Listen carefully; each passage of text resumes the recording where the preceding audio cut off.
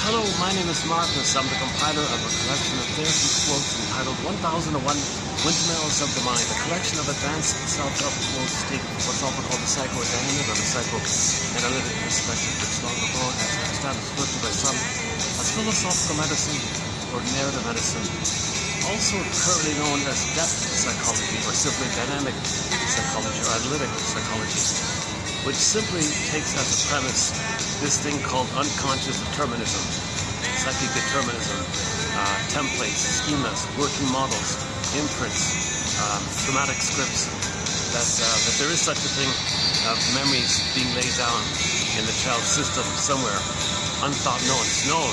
The body keeps the score. The body remembers. Every body tells the story. Mysteriously to mind the body. But we're not conscious of it. That's a huge part of our story, what happened between the baby and the mother, because the prototype and the imprint of himself and the mother, he kind of concludes things at the beginning. And that's his understanding, that's his conditioning. Those are the cards he's dealt with, so to speak. So baby creates deep existential conclusions about himself and the mother, how he coped and how he coped. And everything's kind of frozen like that. But if this is based on trauma, i.e. relational trauma, personal trauma, developmental trauma, strain trauma, weaning trauma, attachment trauma, etc., where the baby's needs weren't met simply. The attachment was faulty. It was a painful attachment. Yes, the child had to connect somehow, but he had to liberalize the pain, number one. He had to think that pain is pleasure. Because when the baby comes out, he expects to be loved and soothed and seen by mother. He has an innate expectation for happiness and bliss with the mother. What if he just gets pain? Oh, that's mother love? That's the connection? That's the attachment? Attachment means pain, love means pain. What a traumatic curse to be given for a child to receive right at the beginning. Mother, you really betrayed me here. You really failed me here. It's called a betrayal trauma. Mother betrayed the child. Maybe the sacred trust, like that. Mother betrayed the child. So this is mainly due to the idea that the mother feels somehow entitled to use the baby to meet her needs. One famous poet said, "I made you to find me." 1960. There's a line in a famous poet named Anne Sexton, where the mother said to the daughter, "I made you to find me. I didn't see you to love you." The mother said, "When I was a baby, I didn't get my developmental needs met. I couldn't find myself. My mother wasn't around. So I said, I'll brainwash you to take care of me. Easy for me to do. I've got the power. You give me all your trust. I'll betray you, and you'll turn to me." That's a funny thing about the baby. The more he's hurt, the more he's going to turn to the baby. The last video's topic. So the mother has a she has all the advantage and power to condition the baby to turn to her, make her important, make her seen, make her the center. So the mother feels a constant source of quote-unquote narcissistic supply. It's all over her. She's center stage. She's in the middle. Everything comes to her like that. So the child doesn't have needs. Mother says, "You can't have needs." The wicked queen eats the heart. Okay? The comb, angry thoughts, the laces is the rough handling. And the first mother for the baby technically is the nipple, the part mother. So apple, nipple looks like an apple. So the cortisol in the mother, that's the poison apple idea. So this is the idea that when the baby comes on the scene, mother says, "I can't give, you gotta be kidding." The mother says, "Me being a narcissist is a 24/7 job. I'm entitled to receive, I'm center stage, everything's just like dolls and things to serve me. I own everything takes care of me. I'm entitled like this." I think she's so special like that. Because the mother didn't get out of that stage of development where all babies think they are special and all that stuff. Mother's kind of frozen there. So when there's trauma, you have the hope to get those needs met. So the mother's supposed to mourn and identify that she didn't get those needs met. But no, she tries to still get it. Has the baby, "All right, baby, in my memory, there's no soothing interject. There's no holding interject. There's no internalized good object. There's no memories in my mind of mother soothing me, which I can carry with me. So baby, you're going to be nice to me. You're going to take care. You're going to respect me. You're going to respond me. And I'm going to parentify you. And you do what mother should have done." Poor baby saying, "Mother, I don't think it works like that. I think you're the mother and I'm the baby. You're supposed to meet my needs. I can't meet your needs. Mother knows best. What are you talking about?" So she's desperate. She's in a compulsion to get out of the pain, to get mother's love. So she turns to the baby for that. That's called symbolic acting out. She's symbolically converting the baby into a symbolic mother, called symbolic acting out. The baby's not the mother. Symbols are not real. The baby cannot be the mother. Meanwhile, the poor baby's not being seen, not getting his needs, right? We've never played the song before in the background by the band RTZ. So I thought I'd give it a try here. Mainly because, you know, the truth is, we have 62 topics on the go currently, 62 chapters equal this. The psychological interpretation of missing fairy tales, psychologically minded TV show and film quotes, you know, projection, of course, repetition compulsion, of course, and so on down the line. So we've got a lot on the go. Even passive aggressiveness is a thread. And narcissistic personality, of course, BPD personality, of course, bully pattern, and so on.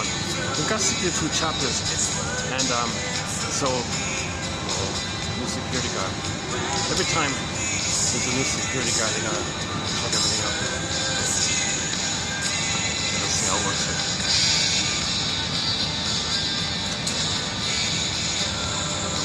Let me get a okay gesture from him. Or is that even a cyber security guard? I haven't been in this location in several months. It's always been too busy here.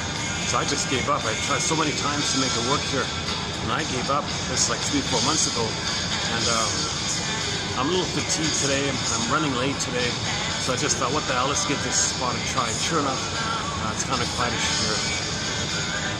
Let's see what's going on with this fellow here. He's freaking out. I'm trying to figure out if I'm allowed to talk on the phone here or what's going on. He might not even be a security guard. I'm not even sure. I got permission from the staff there. The deal is, if you buy a drink, you can use this outdoor portion. The membership for the workplace inside. Oh my God, it's like an expensive gym membership. It's ridiculous. But luckily they have this poor man's they have this poor man's version. You can sit in the hallway here on the side. It's standing right in front of me for some reason.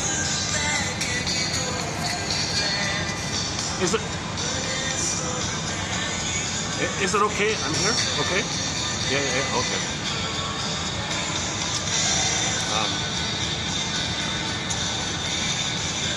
Yeah, okay, so we have 62 topics on the go already. And we've been doing this, we've been posting videos for almost 5 years. 5 years, look at that, eh? 3 continents. 3 continents. 5 years, over 10,000 quotes, 1,700 videos. It's been a bit of a journey, finding these excellent quotes, clear quotes, with the hope being of the 90-10 rule, where if you read 10 quotes, one will click, one will be of help. And you want to have that kind of daily hygiene of click. You want those daily clicks. You want those daily little moments of encouragement where you make conscious what was unconscious. Okay, anyways, so one topic I've never touched on. I even hate mentioning it, to tell you the truth. But in the future, I'm going to have to tackle this topic. The big D. The big D. I think about press. D and then press. Push down or something. A lot of people think that, well, your anger turning in on yourself, maybe. So this is something I've avoided. It's a depressing topic to talk about that. So I thought, well, which rock musician would struggle with this issue? Well, sure enough, it turned out that Brad Delp sort of had an issue with this.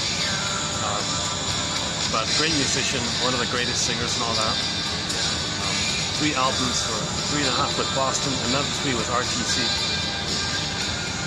His lyrics are really about this yearning for love. Please understand me. Why can't you understand me? We can be so happy together. Why don't you get it? I'm really into you. You're everything for me.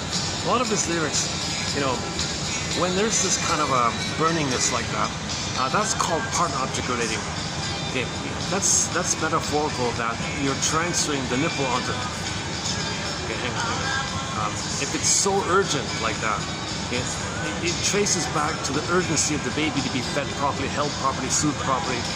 Okay, not just feeding with the milk and all that, just a safe embrace, a warm embrace. But the baby's mainly relating to the nipple and the breast. First the nipple, then the breast, or simply the breast mother. Put it together, the breast mother. That's like a part of the mother, right? So if that's all missing, people might have very intense yearnings, romantic yearnings. Really, really intense. Some of his lyrics, like this one here, is a bit like that. So I make the inference from the lyrics, I'm not sure if he even wrote or not, but that he was struggling with this missing symbiosis and oneness with the mother, and he was trying to find it from others. He was married, had kids and all that, but he was still not happy or something. All these conspiracy theories, no one knows the true story about him. Anyway, a little mystery there, but it did seem like he struggled with this issue. So we'll do a preview. I want to do a preview. I just want to slowly titrate just a little bit. We'll do a couple of quotes on depression. Just a couple. Don't worry. I don't want to get, influenced by this topic too much. But there's another reason why the topic came out. I forgot. Anyways, something prompted me to look into this topic. I forgot at the moment.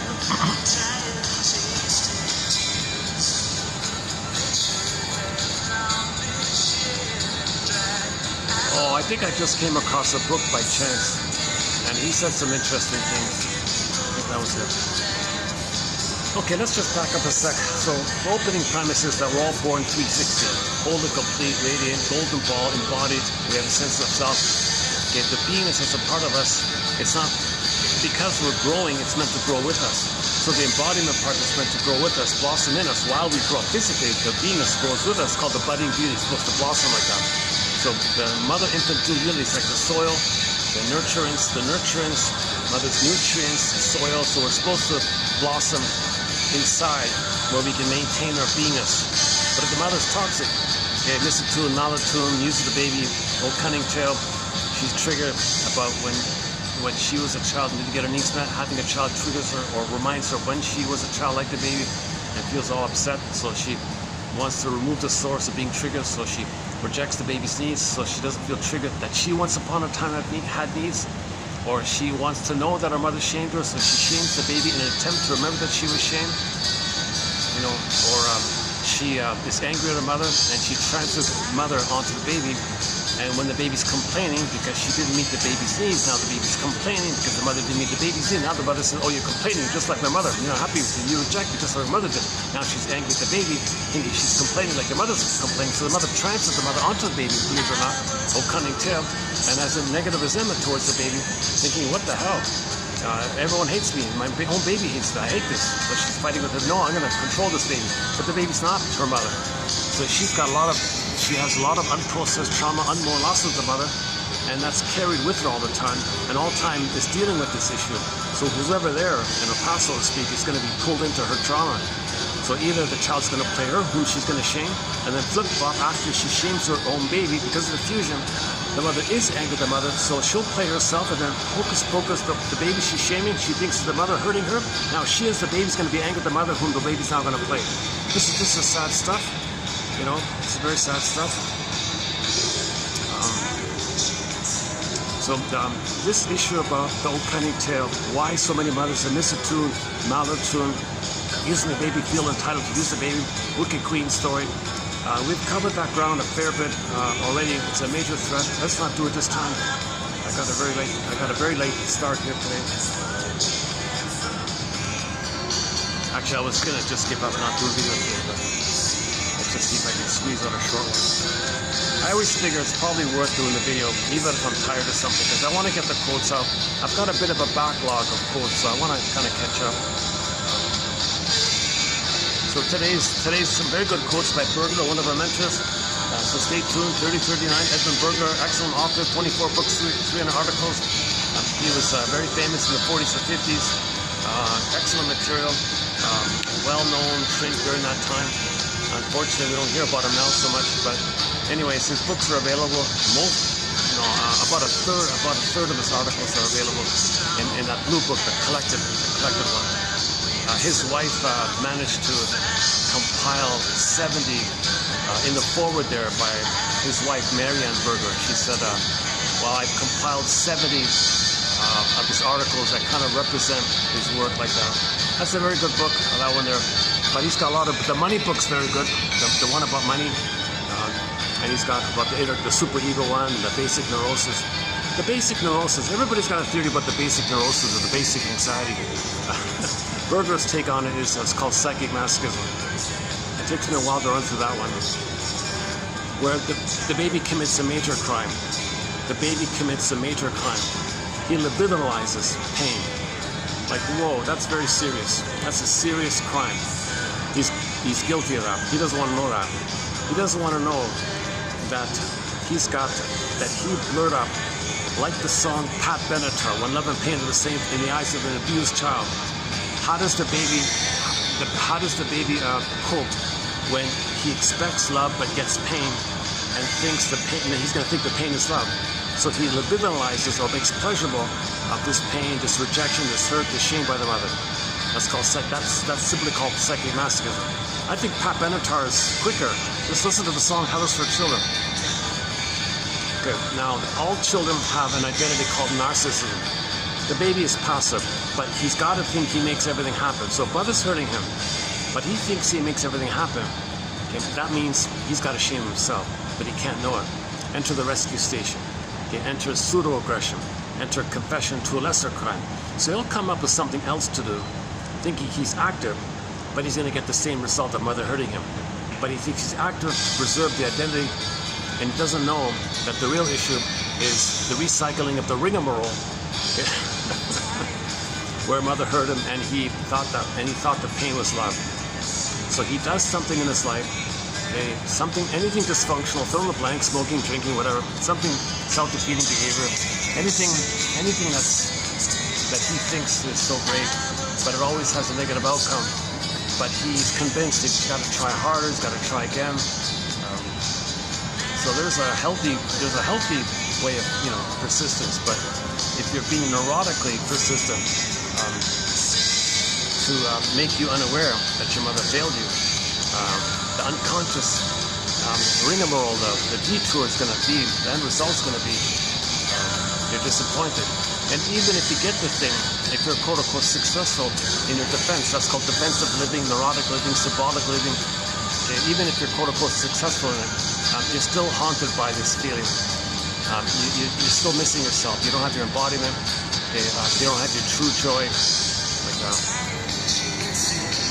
You're tied to the mother. You got a huge mother complex. You couldn't leave the mother. You can't be yourself if you don't leave the mother. But you got to know mother hurt you so you can leave her. If you don't know your mother hurt you, you can't leave her. You're tied to her. So you got to face the painful truth. The mother did hurt you. But to avoid the painful truth of that, you do some pseudo thing, some rescue station thing, confession to a lesser crime thing, something. So let's see. Okay, 39. I want to do a preview of a little bit of 47 and 48. Yeah. That's quite hard.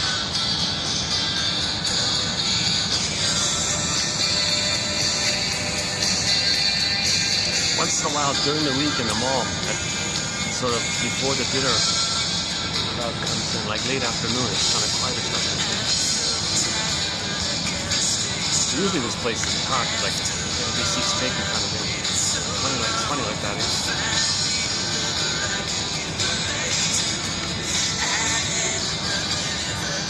Okay, so that's a major topic running through psychic masochism. So it's a disturbing thought. That's the issue. That mother hurt us and we were in pain, and we automatically, innately assumed that mother was love and pleasure, but we got pain. So how do you deal with that? Well, perceive or libidinalize, make the pain pleasurable. Now you think the pain is pleasurable. It's a twisted thing. This is the major crime. No one wants to know this. You're passive. You don't want to be passive. Babies think they're active. They're kings and gods. They got to make it happen. So there's two ways to go here. Either he identifies with the best and shames himself. Okay, and then, but when he shames himself, his soul is repressed. When something's repressed, it's projected. Now he's got to see someone on the outside as being, someone's right behind me.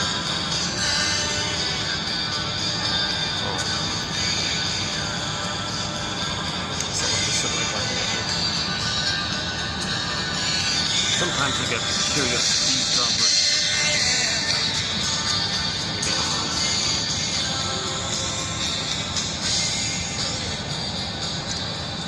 I guess I could move over to the next one, right? Okay, once they hear about mother failed me, they'll step up and run away. How dare you talk about mother? She makes the greatest fill in the blank dish in the world. Don't say my mother isn't a goddess. How dare you?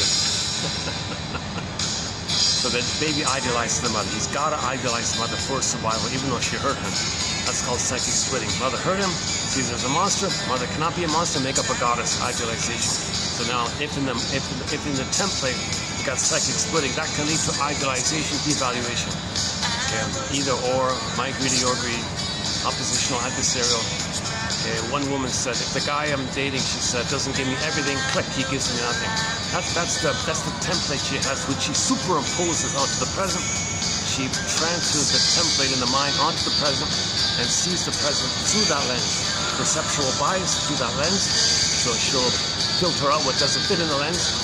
And it's got to be everything or nothing. Because for the baby, he needed everything. Baby needed mother's paradise. It was a question of either or for the baby. It was a question of heaven and hell for the baby.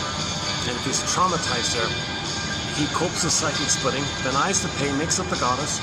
And now, when there's trauma, you repeat A, because you want to know and make the inference of the trauma. B, benignly, you're trying to undo the past, correct the past, get the love that was in the past, but there is time, the present is in the past. Nobody's symbolic of the mother of the present, can be the mother of the past, doesn't work. So back to the first one, when you repeat in the present, you're meant to observe it and make the inference. Okay? This imprint is in a part of the brain called the non-reporting brain. It can't report it to us. Sometimes known as the inferring mind, unconscious mind, secret self, shadow soul, the one who walks with me. He's not like me. Who is me? Someone's living my life and know nothing about him. The puppet master, if you want. Okay, a lot of energies in there. It's got a huge issue with the mother. She hurt him. Unresolved. Can't warm. Stuck there. Needs unmet. Oh my God. It's swirling around. So this is all your energies in this issue. So that's driving the show. It's not, your energy is not gonna, your memory is not gonna allow you to relax and love in the present. You want to get this resolved first. So A, you foolishly try to get it literally resolved, concretely resolved by somebody in the present standing in front of the mother of the past. Impossible. Nobody in the present is your mother of the past. Impossible. So that's folly. B, the positive way is that the psyche is trying to communicate to you. It's trying to let you know. Inferring mind. It's inferring to you. Hey, conscious, make the inference here. I'm the puppet master. I'm going to get you to reenact what happened. Make the inference, please. Make the inference, get your story. So, Mr. Freud's most famous line, memory repeating. If we don't remember, we repeat. When we remember, we stop repeating. But when we say remember, we mean cognitive knowing and emotional knowing. That's the reaction, the firebird, the phoenix, the emotional feeling. So you gotta like emotionally know it, not just in your ideas know it. You go, yeah, whatever. You gotta like emotionally know it, of course. So you first may just have the cognitive ideas, and then you leave it alone kind of thing, and then it may lead to an emotional knowing, like one of those emotional eureka moments or something, and then you don't do it again. Once you remember and feel, you don't need to repeat. We repeat because we're searching for memory and feeling. That's such a key thing. That's such a key point. Masterson refers to that famous essay of his. When Masterson says someone says something, I'll go with that. One of our mentors, James F. Masterson, excellent author, like Bergler, like Karen Horney and others. Who's today? Oh yeah, a little bit from Helen Deutsch. We don't have many, she's a big name back then, Helen Deutsch. We don't have many quotes from her. And another famous author, Edith Jacobson. Yeah, we don't have really many quotes from her either. One from Venetroy, another big name. One from Bowlby, another big name. Mary Main, yeah. Is that it? Oh, Rattle, one from Rattle. Another one from Hensley. So I want to do a preview of some of these famous names from long ago, because they still make a contribution, I think.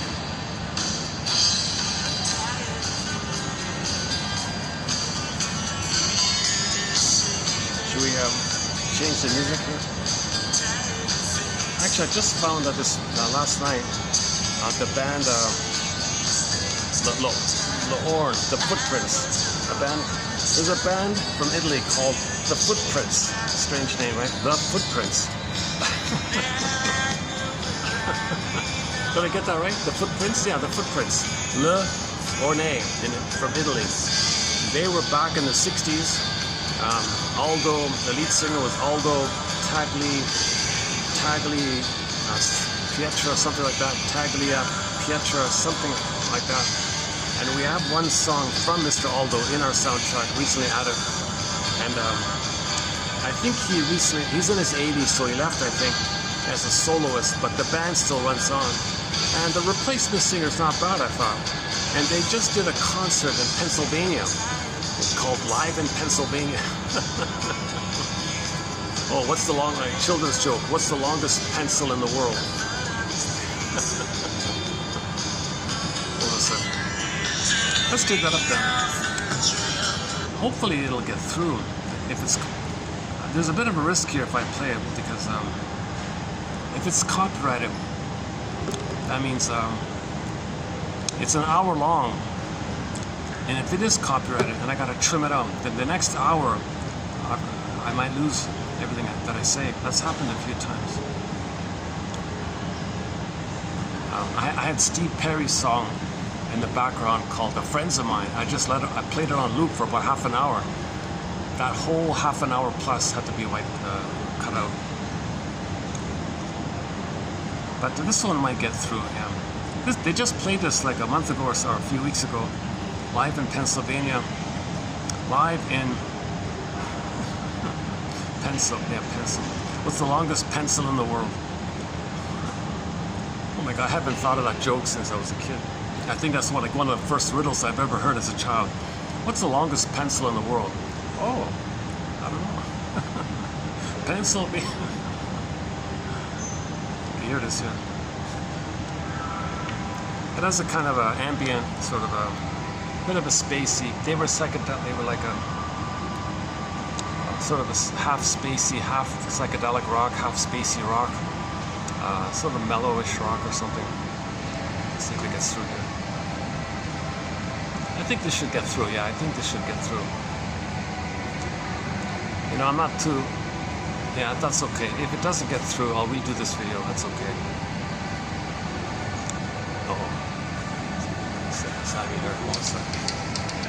Should I crank it up here? Can you hear it okay? Yeah, let's crank it up here. Can you hear it now?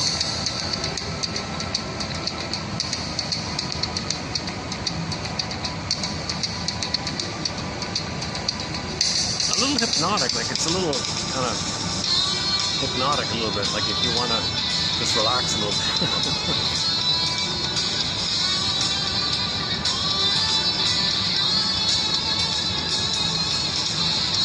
Yeah, so you'll hear sort of the 60s kind of rock sound from the 60s a little bit, like the guitar like that.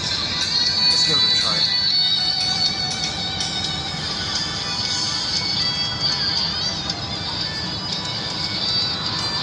Is it too distracting? Is it okay? Yeah, okay, second thought. Let's give it a pass here for now.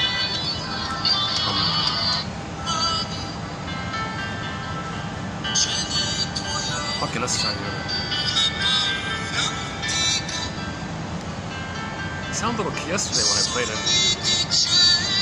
Maybe stay on.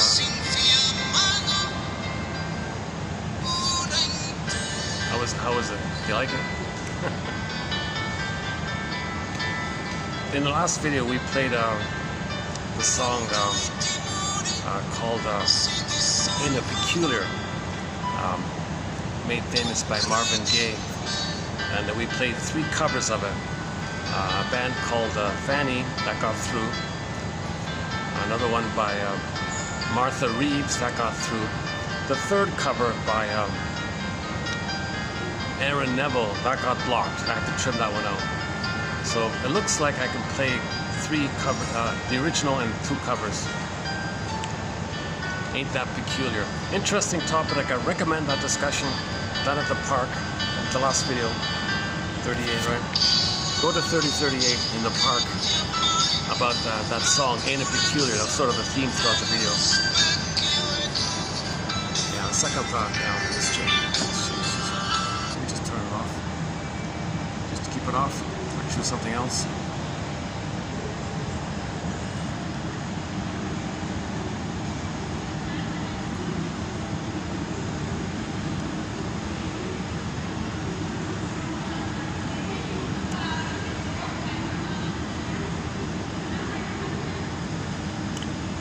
What about this one, Sylvie Bernard? We haven't played this in a long time. Sylvie Bernard, Je te destiné.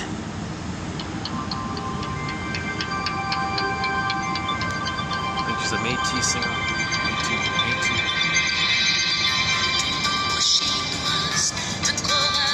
Is that right? Yeah, I think so.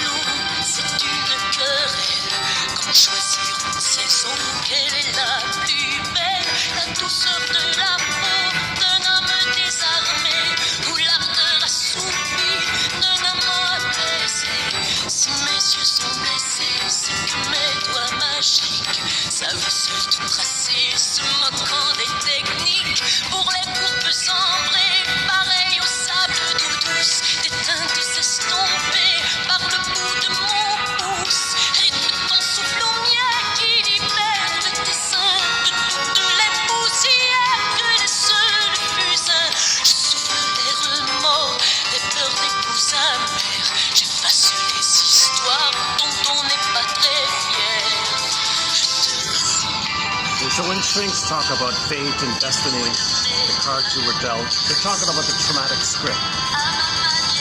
The baby wires in his mind the interpersonal experience he had with his mother.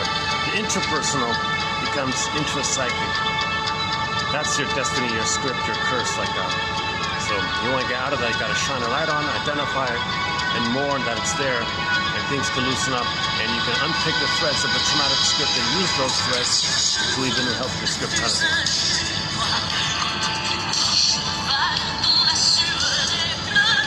Okay, just, yeah, oh my god, I wish I could do a proper introduction. I'm missing it this time.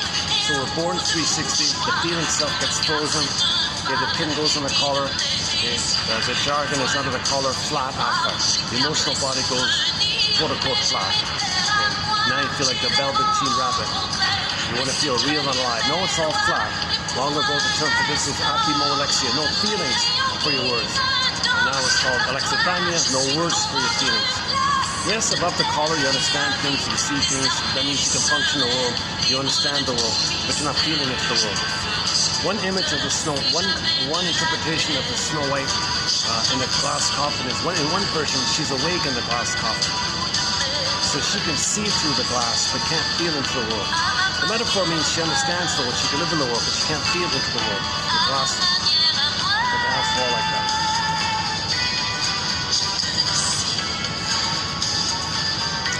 Maybe I should turn up the music here. Okay, let's turn up. Okay, that's Sylvie Bernard. With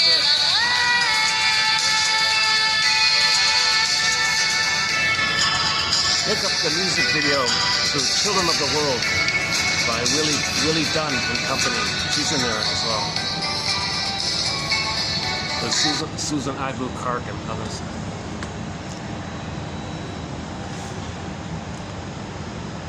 And Willie Dunn. We've got a few songs on our soundtrack by Willie Dunn. His friend Willie Mitchell. When I say Willie Mitchell, I mean the one who sings Call of the Moose, Birch Bark Letter, I Promised You a Song, Killing Your Mind, the Big Policeman one, about his personal tragedies, that one, and a few others. Willie Mitchell. We got the Cashton Band, Brian Andre, Claude McKenzie, Robbie Romero, Kelly Fraser, Eastern Owl, Kaylin Johnson from the Mi'kmaq people, Beatrice Deer, Edie Sappy. I mentioned Brian Andre, right? And a whole, and I know there's others. There's a whole list of great music by indigenous singers. Lots of like Mi'kmaq and Mohawk and a lot of Inuit actually, a lot of Inuit music. And Iroquois and Navajo, right? And some indigenous songs from other countries, from all around the world. Lots of classic rock, lots of folk and world music. Now we got some Italian music, possibly. Okay, enough about the soundtrack. So we had our embodiment, our budding beauty, it froze up. So we develop, everything else develops, but our budding beauty is frozen, flash frozen. So Snow White's in emotional coma, emotional hypothermia. Or Echo, the soul turns to stone. Look at that, that's pretty clear, right?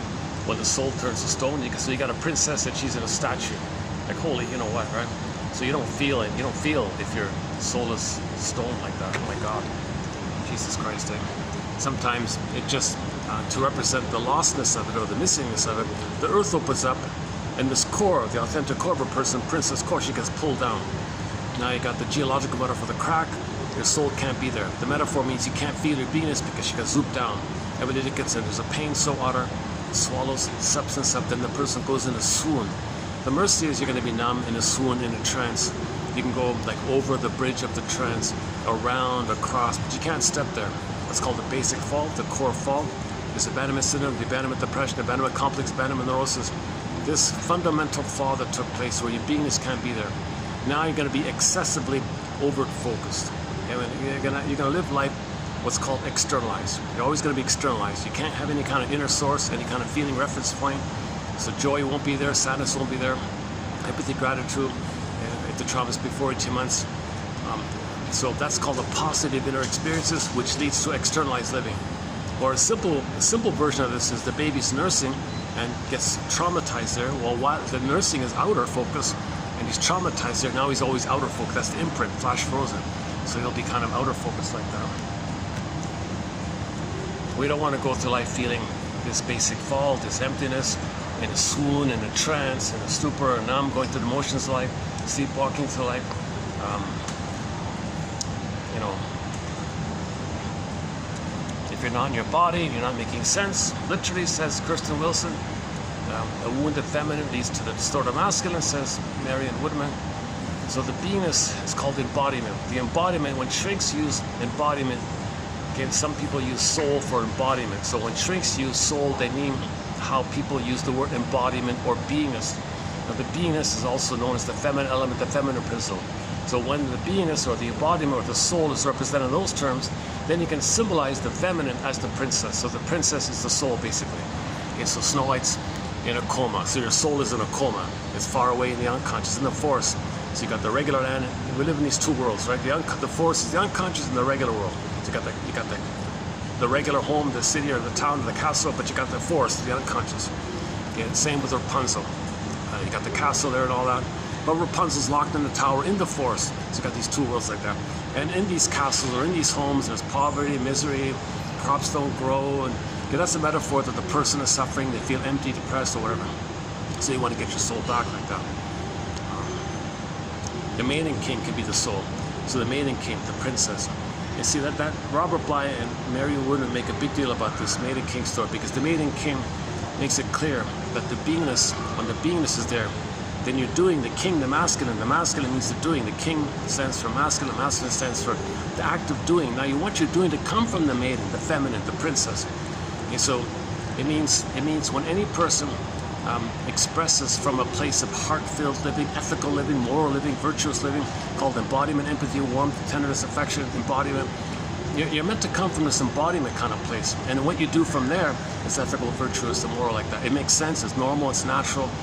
feels good to come from your body, to express what's in your body like that. The maiden king represents that.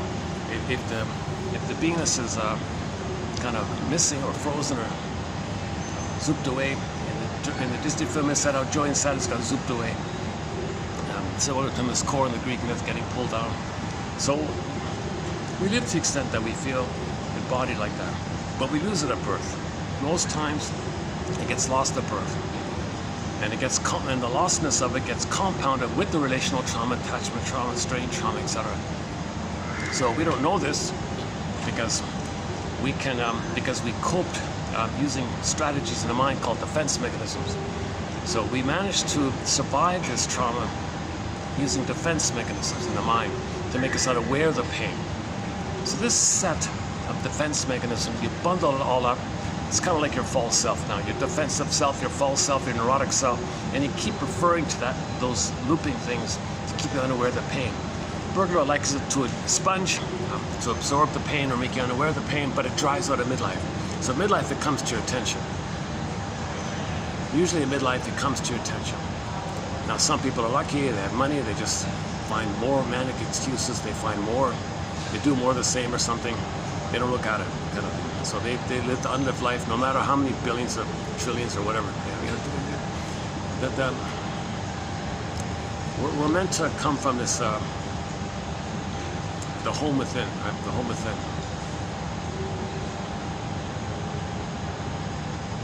So people can get neurotic pride or some kind of like a narcissistic pride.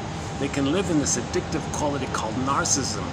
We think it's all about you, and you got the money to make it all about you. So you can really enjoy this babyhood delusion that you're king and a god like that. So some people can live in this kind of way if they whatever, get a lot of money or whatever.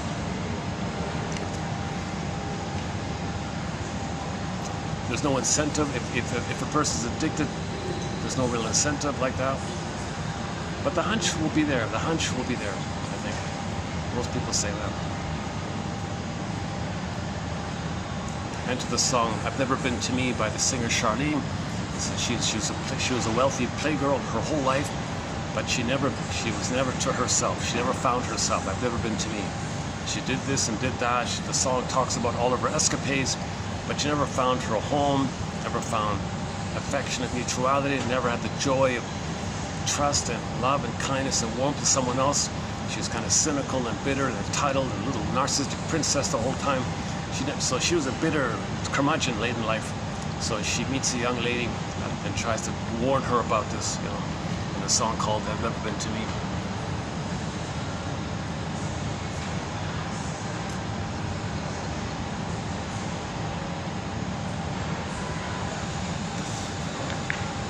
Anyways, Campbell calls it the famous hero's journey. At midlife, you recognize something's missing, get the pinners in the collar, the flat affect, and now you want to search. Now you want to find your story.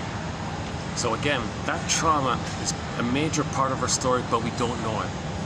That story that we don't know, we want to bring it up to consciousness by being a detective and making inferences, looking for interpretations, looking for your transfers, look at your symbolic acting out, look at your repetitions, notice how you're treating others, and that might be a communication that's how your mother treated you. Okay, prejudice, if something's unfamiliar and you got a wildly trigger, well, that's because when you were a baby, you expected your mother to love you, but when she hurt you, she was a monster. Okay, your baby is small size, mother's the giant Tess in the nursery, baby's helpless, he's enraged, mother's enraged, baby's on oral phase or incorporation phase of them because the fusion of mothers like that. So the baby sees the mother as a devouring monster. Can you believe it? So when the baby's first unknown, it's a monster. So later on, somebody sees somebody from another language, who speaks another language or something, and it's like, unfamiliar, I don't know that. Okay, that could click, that can trigger the thing in the past because you want to know and face this. So prejudice actually, ironically, helps you to know that your mother failed you, betrayed you. Prejudice means your mother really abused you. That's a sign of trauma if you're engaged in prejudice. So when you don't even know and you have these wildly exaggerated negative thoughts. We're meant to be curious and wonder. Pavlov's Dog, oh my God, they're on tour. The classic rock band Pavlov's Dog. I would love to play their songs. They're all copyrighted. Late November, theme from Subway Sue. episode, and their big hit is Julia. They're coming out with a new album this year in December of 2025, and they just started a promo tour in Germany, just like now, like today, pretty much in Germany. So they're in Germany promoting their new album called the Wanderlust Tour. The album is called Wanderlust, not Wander, Wonder. That's a very appropriate kind of a concept, because in the past, maybe a lot of people were sort of in wander mode. Wander mode. What do we do? I'm just wandering. It's fun. Well, why? Well, let's wonder about that. Let's be curious about it. Now, wanderlust. Curiosity. Yeah, like that. So instead of having extreme, irrational, wild, triggered emotions over some little trifle in the present, we'll wonder about how triggers reflect unprocessed trauma, unmourned losses. So this is part of the psyche's attempt to make you conscious that your mother failed you, and you have the image of a monster in your mind. And the first unfamiliar to you was the mother who's a monster. So some trifle in the present triggers the major thing in the past, and you're feeling the thing in the past, and you transfer all that emotions to the person in the present.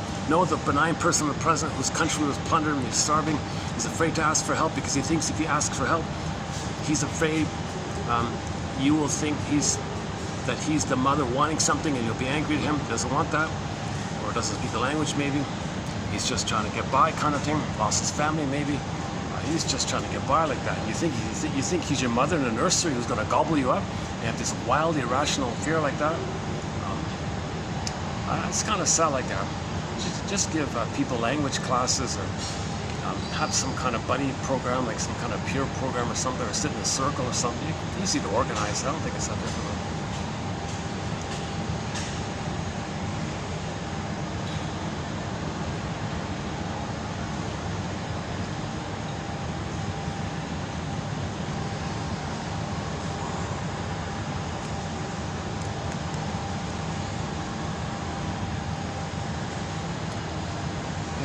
Too bad about today. Truth is, I went to a far-off place to look at something, and it was a hotel nearby, a fancy hotel nearby. Got all set up. I pulled out my camera, and she said, "Oh, sorry, no filming." Oh, for Pete's sakes! She showed me the sign. No filming allowed in the lobby for privacy. You might get somebody in the camera. Oh, for Pete's sakes! So I ended up coming back to this default place. It was such a nice place. It was a fancy place. Really, really nice decor. A lot of greenery and waterfalls. Kind of thing.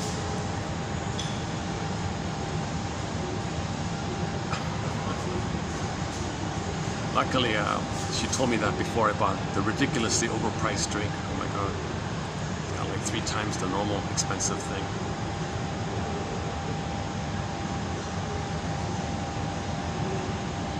Why am I telling you this? I have not been analyzed. You'll see my anxiety in these videos.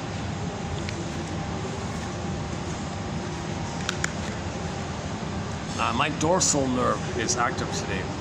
Apparently the theory is when you're a little spacey, that means the dorsal nerve is kind of flared up. So we have the combination of dorsal, sciatic, and ventral. And every day you can have a pie chart and you can see how the pie chart looks. Today for me the dorsal occupies more of the pie, kind of thing. Now that's just a symptom. What's the psychology? Well, if I'm a little tired,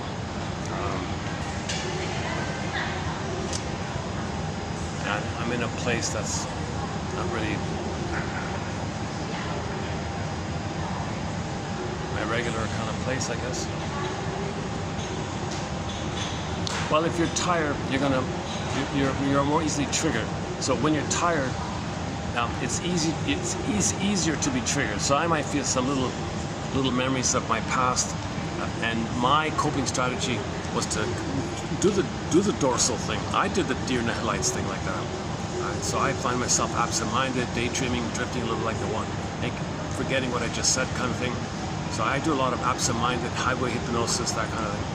I'm the stereotypical absent-minded person, kind of thing. I'm forgetting where I put things like that. That's the dorsal. So today's a dorsal day. Yeah. This theory about the nerves is a new one. I don't know if in the future that'll become a threat. I'm just experimenting with it. Speaking of experimentation, let's experiment with this depressing topic called depression.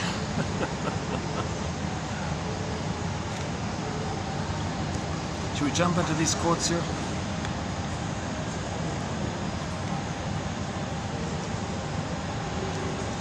Did I lay down any kind of opening introduction?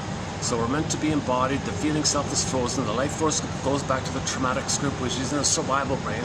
And in the survival brain, we think in jungleism terms, as if psychic splitting might be either or, all or nothing.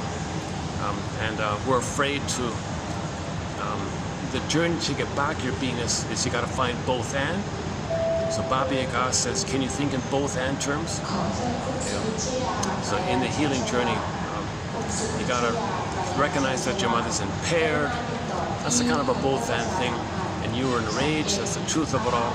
There's a whole body material. When you go into the labyrinth, okay, when you go into the labyrinth, metaphor for the unconscious, the theory is you need a thread. These quotes can be a thread, I think. These quotes have been my thread so far. You need some kind of guide or encouragement or something that gives you a little hope or what's going on. So if you read 10 quotes, you might get like one little thread a day, kind of thing. A lantern, night vision. Okay, so now when you're in the labyrinth, there are several mini labyrinths within the main labyrinth. Okay, the someday complex, that takes 2 hours to go through that. The guilt complex, another couple of hours. The money complex, a new one. The money complex, that's a couple of hours, I think. Okay, and then a couple of others. Then you got Baba Yaga's tasks. Can you resolve either or to both and? Can you find both and? A lot of people don't want to do that. It's too much work. It's simple. One lady recently said, yeah, my boss was nice to me last week. Today I can't stand him. I don't want to think too much about it. If I hate him, fine. If I like him, fine. I don't want to like try to put it together. I'll live with either or.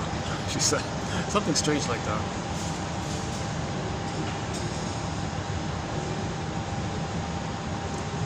So the Three Faces of Eve is a good film about finding the third side of the coin, the both and mind. The Inside Out 2 film with Riley doing the group hug, finding the both and new sense of self. That's a diamond with its different facets. It's inclusive. You need the both and, because if you see your mother as a human, that means seeing your mother as a human. Both and means you can see your mother as a human, a person. You can only mourn if you can see your mother as a person. If you cannot see your mother as a person, if you think in terms of either or, you're not doing it. You gotta think of your mother as a person, emotionally speaking. If you idealize her or hate her, like either or, okay, you're not doing it. Because that's coming from the part object grenade. That was failed and you have sort of enraged kind of mentalities.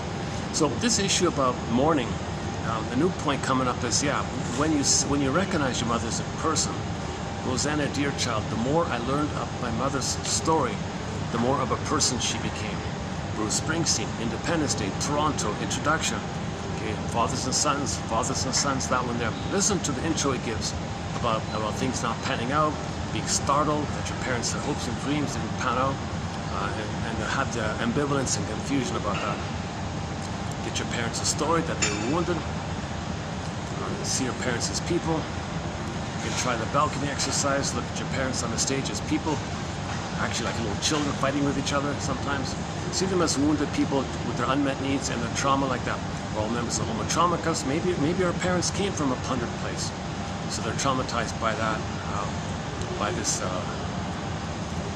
confusion of plundering the planet for a quick buck. You know, so that's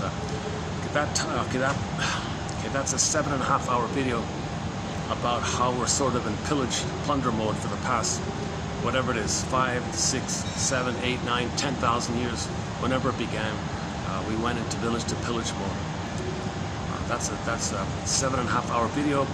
We discuss as above, so below, and we run through over 50 parts to it about how we're repeating the trauma and why did we traumatize ourselves, and the mismanagement of our discoveries, the I can't do it. We talk about religion is going to be in there, and propaganda and advertising, and some films and slogans and short selling thing, and, all that stuff. That's sort of like the sociological that causes the psychological, which perpetuates the sociological, which entrenches the psychological, which perpetuates the sociological, which creates the psychological, and which makes the psychological, that perpetuates the sociological, but the sociological creates the psychological, that creates the sociological, that creates the psychological, that creates the sociological, and you got this negative loop like that. So in this painful negative loop, okay, imagine parallel, we're gobbling the planet for a quick buck, we're gobbling, polluting, because the baby is weaning. Baby had weaning trauma. Not just milk, but mother's love and all that. Missing, so get wanted. So you look for symbols, the planet, resource, gobble. Doesn't satisfy.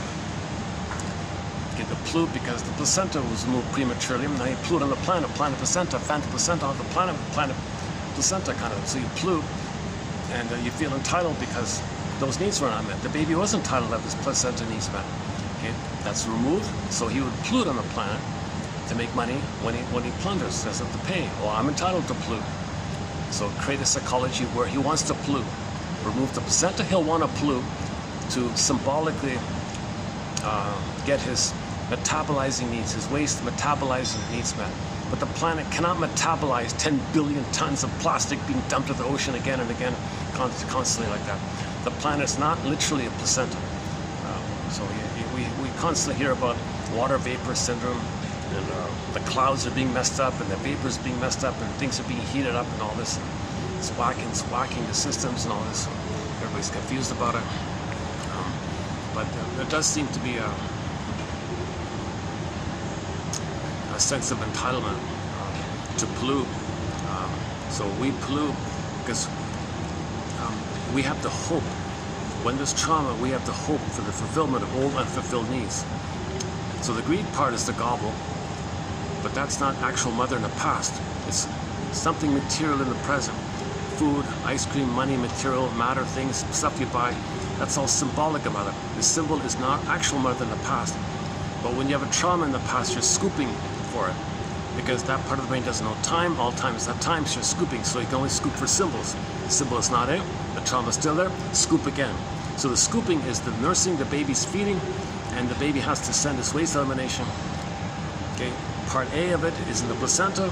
That's removed trauma there. Part B, when the baby's distressed in the nursing time, and she doesn't understand the signals, doesn't metabolize the baby's anger and frustration. That's kind of like a waste, unwanted negative emotions, like wasteful emotions. Mother can't regulate it, doesn't know what she's doing, makes excuses, blames the baby. So this is all messed up. So we're going to pollute the planet, hoping for something to metabolize. Okay, now we're greedy and we pollute. Okay, that's just, oh my God. There's like 50 points like this, and that point needs like 30 minutes to go down. So, in short, we're short-selling the planet for a quick buck.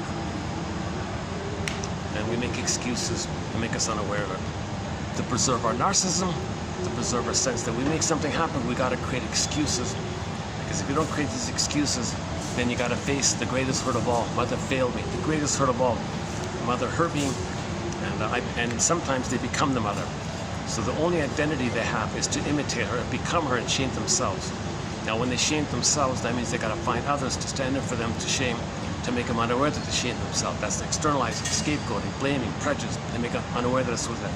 The ones they just shame, who played their soul, poof, there's the mother whom they're angry at.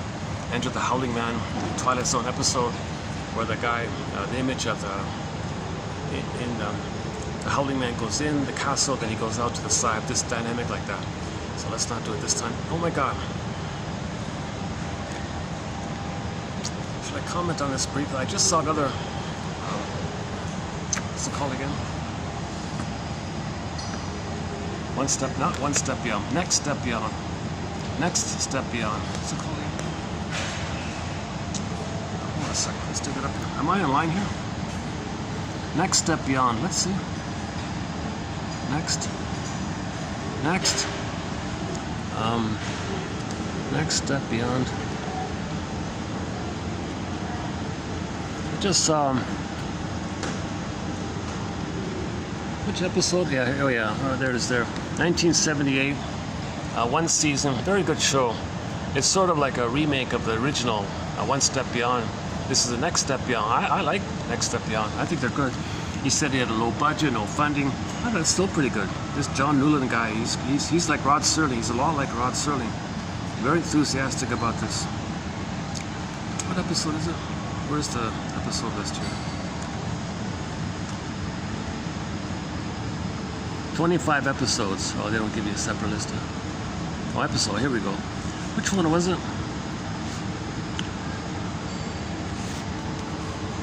Let me just comment briefly on this before I forget. Love Connection. Was it Dream of Disaster? It's the one about the three kids. They did an interesting one about the three kids of voodoo. Is that the one? That's not it. The three kids go to the carnival and visit the gypsy. And the gypsy thinks that these kids are vulnerable. So she encourages them to stay as friends and help each other and all this. But one of them, doesn't care about it, and it causes problems. Where is it here, the Haunted Inn? I don't think people, oh, here it is, The Pact, yeah. The Curse of a Gypsy Fortune Teller. Yeah, season, episode 1. There's only one season, episode 20. I don't think people are going to understand this episode. What they were trying to convey was the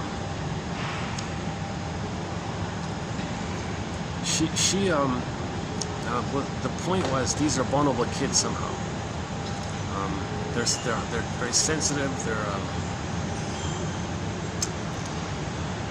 One guy had these very intense bug eyes, they're very hyper alert or something like that. So she thought he was kind of sensitive.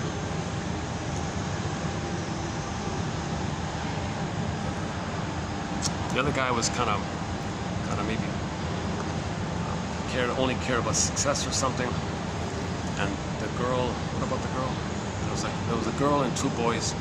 So the three kids went to the gypsy, and I think the idea was you three need to stay in touch and stay as friends and help each other. What do you say? Because if you don't, you might have problems. So I encourage you to really, help each other out and stay as friends. Because she senses that the three of them are going to need help in some way.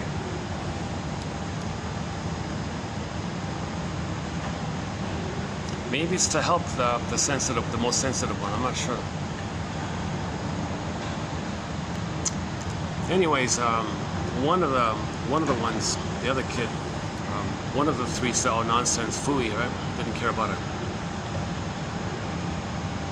But the sensitive one said, you broke this advice from the gypsy that we should help each other. Oh, that silly stuff from the fair and the carnival. Come on, you don't believe that stuff. Yeah, well, you kind of like ignored me, you forgot about me, and you forgot about your two best friends. You kind of dumped us like a hot potato. Oh, come on, we'll grow up, we develop.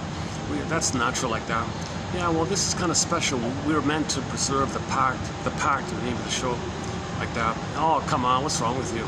But she said, if you break the pact, there's going to be problems. And one of us might even be a goner. Actually, you, my friend, might be a goner. Oh, I don't believe in that nonsense. The gypsy said that the colder guy, I guess, or the successful colder guy, she predicted he'd be a doctor. Sure enough, he became a doctor. So the guy who became a doctor, she said, I don't know what it is, but if you don't maintain the pact or something, you might have trouble on your 31st birthday. You might have an accident or something. So you really got to maintain the pact. A lot of people might say that the gypsy is using the power of suggestion. Like, why would she do that? Like, is she getting revenge on the? No, I think you're missing that. The gypsies usually give you like fortune. They try to help you. Oh, you're gonna make money. You're gonna be successful. You're gonna find love. You're gonna find a good job. Don't worry. Everything will be okay. They want to give you a positive suggestion and have that suggestion be of influence to you, like that. So Newland was saying, if she's saying these negative things, is that going to be a negative suggestion? So she must have had a good reason for saying, you kids are in trouble unless you stay together. And you young guy who's going to be a doctor, you're going to have the most trouble, I think. You'll be successful at first, but you might have the trouble. So anyways, he ignored the whole thing, and the girl also kind of was in the middle like that. So the first guy, the sensitive guy, was really angry about this. Why did you abandon us like this? So sure enough, on the 31st birthday, he wanted to make sure everything's going to be okay. He wanted to protect him, I guess. Likewise, he said, nonsense, leave me alone. And sure enough, he was a goner like that. So maybe she did make a suggestion. Maybe that suggestion part was sort of secondary. But the broader point was, you kids are sensitive, you need help, you need a support group. You should stay as friends. You're already friends. Just stay as friends and help each other. That's my advice to you. Stay as friends and help each other. As you go through school, stay in touch and be friends. If any of you need help, be there for each other and stay like that, and you'll be okay. You'll break. That's the only way to break the curse. Something like that. Did I get it right?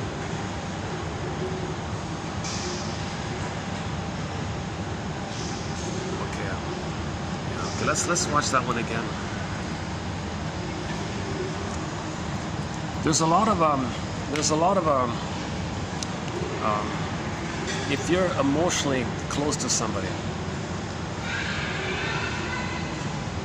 and you've got something going on in you and you're close to somebody, you may draw on the other person's unconscious and pick up that material as an extended dream world, an extended unconscious, and pick up something from the other person called mind reading or something, or telepathy or something. No, all that is that if you're close to somebody and you may tap into another person's unconscious, and it might become part of your unconscious, and now suddenly you know things. So they had a couple of premonitions and all these, they have a lot of these premonition kind of stories, psychic phenomena like that. It's all about when two people are very close, they might pick up stuff on each other. And the person you're close to, they might be close to a third person, and you pick up that stuff. Okay, I missed it. Let me redo that one here. The one about the pact. The curse of a gypsy fortune teller. Was it really a curse? Why did they say it like that?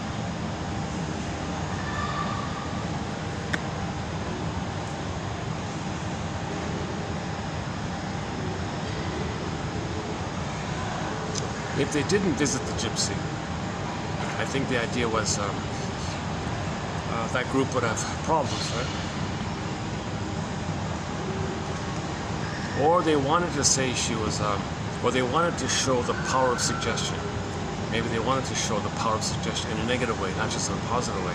Maybe it's more easy to see the power of suggestion when it's in a negative way.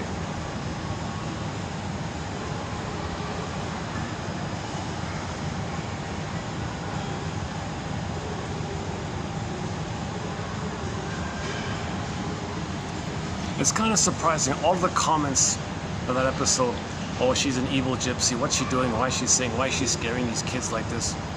They're very impressionable, like that, why is she doing this? I think she did it because she wanted to give those kids a chance, kind of thing. Give them a chance. It didn't look troubled, really, like they didn't look, except for the one, like one of them looked troubled. The bug-eyed one looked a little troubled. He looked too intense, that one. The girl was, she was a minor character. And the other guy, maybe was just kind of, had a bit of a cold side. He seemed to be a bit of a cold-hearted kind of character. So he's hypersensitive and vulnerable. He's kind of coldish a little bit. She's sort of in the middle like that. Both guys are in love with her, by the way. She doesn't choose either. Although, if given the choice, she would choose the doctor one if he chose her, but he didn't.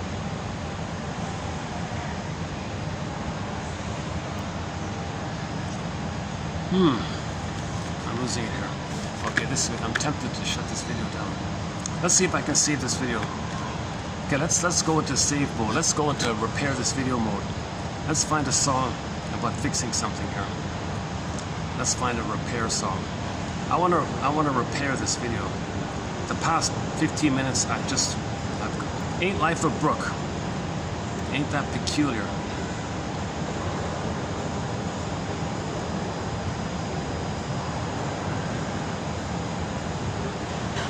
Babes in Arms by April Wine.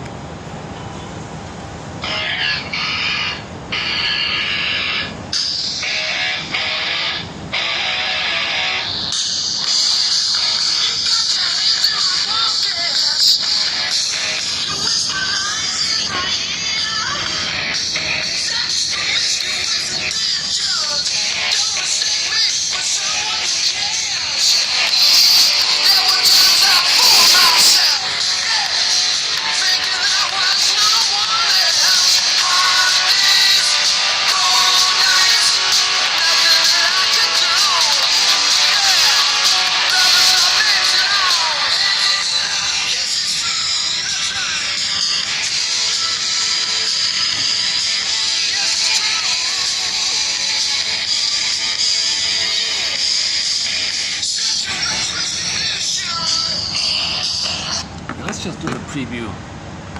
Let's do a preview of 47 and 8. Some of them.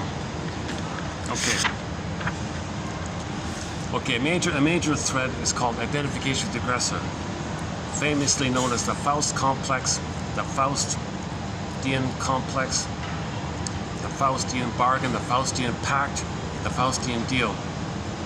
Okay. So mother's hurting the baby. He's passive. He's got to have some identity. He's passive. Babies think they make everything happen. How can he make something happen when the only thing happening is mother's hurting him? Well, he'll make it happen. He'll hurt himself, so he gets the power. Faustian deal. He's got to sell a soul for this because he's got to treat himself the way his mother treated him. So he identifies with the aggressor. So A, he salvages a crumb of his identity, that he makes something happen. B, it's the link to the mother. C, if he's dysfunctional and keeps that link to the mother, maybe one day he'll save her. So he'll be afraid to be healthy because that'll betray the mother, that'll betray the tie, because he knows he's got to save the mother first before he can get mother's love. So he'll stay, isn't it bittersweet? He'll spend his whole life being dysfunctional to maintain the tie and the loyalty. Attachment theory, the baby must attach. So A, he gets an identity, B, he gets an attachment, and C, he gets the hope that if he stays dysfunctional, maybe one day, someday, a magical time machine will appear, and the mother will invent the time machine. Some magical time machine will appear. They'll go back in the past. Mother will apologize, and she will say that she feels badly about how she treated the baby, and do it right this time. It's not going to happen. No time machines. So the selling the soul ideas, he can't leave the mother, so he can't have himself. In fact, the only way to have his identity is to shame himself. He's got to shame his own soul. Isn't it sad? That's the huge price of the Faustian deal. But the baby's got to have some agency, some identity. He's got to think that he makes something happen. All babies have the idea that they're kings and gods. They make something happen. So if they're passive and mother's hurting him, well, he thinks, well, I'll hurt myself. At least I did something. Okay, then enter the complication where, since he's shaming himself, he's got to find someone on the outside to stand in for him and think badly about them to make him unaware that he thinks badly about himself. Now, when he thinks badly about someone else, who's him, poof, there's the mother. Now, open the door. His anger at the mother on his self side will be expressed on the person who just played him. So that's the perversion of the Faustian deal. So he spends his whole life blowing off steam, howling man. The guy's in, he goes out, he goes in, goes out like that. Okay, so this is another point here about identification with the aggressor. Okay, this is an older quote, but let's just check it out here. Identification with the aggressor can contribute to the D word, to the D thing. D, and then you can think of like, Okay, identification with the aggressor can contribute to, should we just call it the blues? Depression? Okay, can I just say it, depression? I don't know. Identification with the aggressor can contribute to depression. I hate saying it. Okay, identification with the aggressor can contribute to the D thing for the time being. I don't know until I think of something else. Provided the aggression is directed toward the self. So obviously, if your mother hates you, then you become the mother.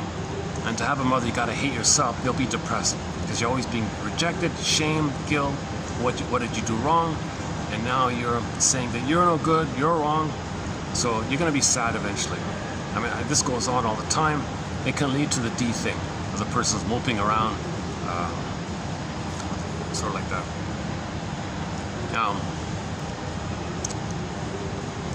Now he might, part of it is he may distract himself from his inner depression if he shames someone else with his cynicism, okay, with his sarcasm.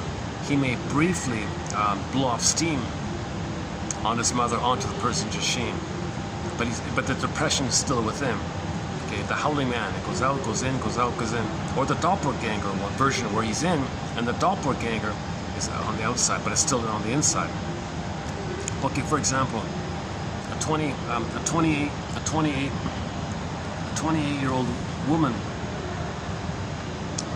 praised her husband for his tolerance and patience, and in general idolized him.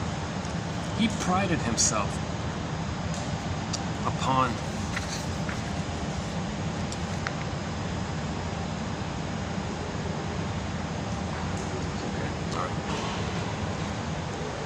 he prided himself upon never losing his temper. Okay, so the wife was moping around, depressed, but the man, it appeared that the man was trying to be helpful all the time. He prided himself upon never losing his temper and always being polite to his wife. He said to himself, well, she's emotionally troubled, she's emotionally disturbed, she's troubled. What ails you, my friend? What ails thee, my friend? Something ails her. She's disturbed, she's troubled. And thus he, the husband, is more fortunate. So his logic was, gee, I'm better off, I'm in a better state than her, so let's have a little sympathy here. He would show himself a man of endurance who had married for better or for worse and would live up to his marital vows. He considered her emotional state to be similar to a physical illness and denied that he contributed to it in any way. So he would say, oh, if she's depressed, just think of it like a physical problem, emotional problem, physical problem. It's a problem, mind-body problem. Therefore, he was a devoted, long-suffering husband. It soon became apparent, however, that he was a highly intolerant man who managed to hide his hostility and maintain a polite and disarming facade toward both his wife and his colleagues. She had responded by becoming intolerant of herself rather than fighting back against his subtle aggression. So the man was passive-aggressive. It turned out he looked so nice, soft pillow, so nice, such a soft pillow, but there are thorns inside. So the husband was passive-aggressive. It's hard to identify the aggressive tactics of a passive-aggressive person because they look so soft, they look so polite and genteel and diplomatic or something. They say the nice things. But they do these sneaky little covert things that you never notice. A little bit late, dawdling, forgetfulness, misplaced something, deliberate inefficiency, doing less when you're expected to do more, not following through. You say you'll do it, but then something happens and you don't do it. Just little things, and it's designed whereby if the other person mentions it, okay, tables turned, what's wrong with you? You're so sensitive, I did such a little thing. But the thing is, the passive-aggressive person does these little things again and again, drip by drip like this. And the other person doesn't notice these drip by drips. So the wife doesn't notice that he's doing these drip by drip things. So she doesn't notice this.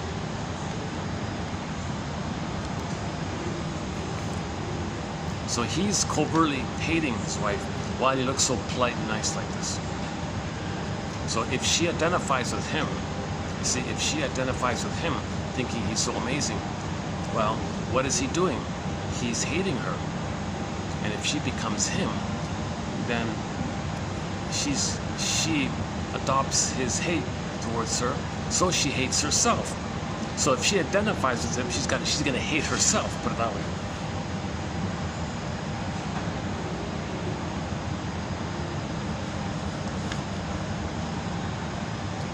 Okay, not bothering anybody.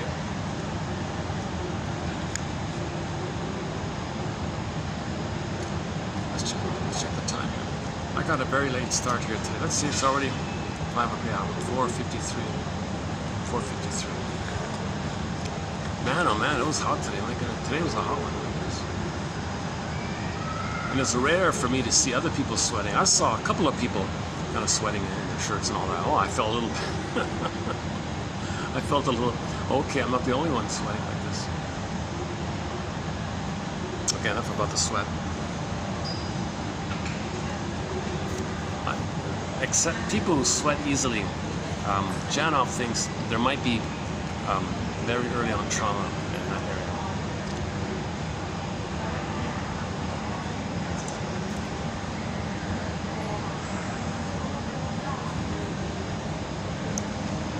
I mean prenatal trauma.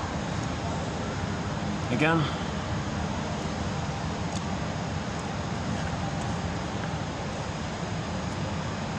becoming aware of the underlying hostility of her husband, she saw how he contributed to her own hostility. She pointed out to him some of his responses and eventually helped him to become aware that he was scornful and disrespectful toward her. Thereafter, he sought therapy for his own emotional difficulties.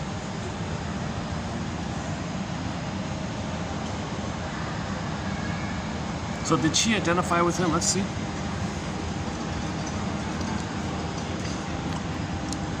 Okay, so the 28-year-old woman praised her husband for his patience and tolerance and idolized him. And he prided himself upon never losing his temper.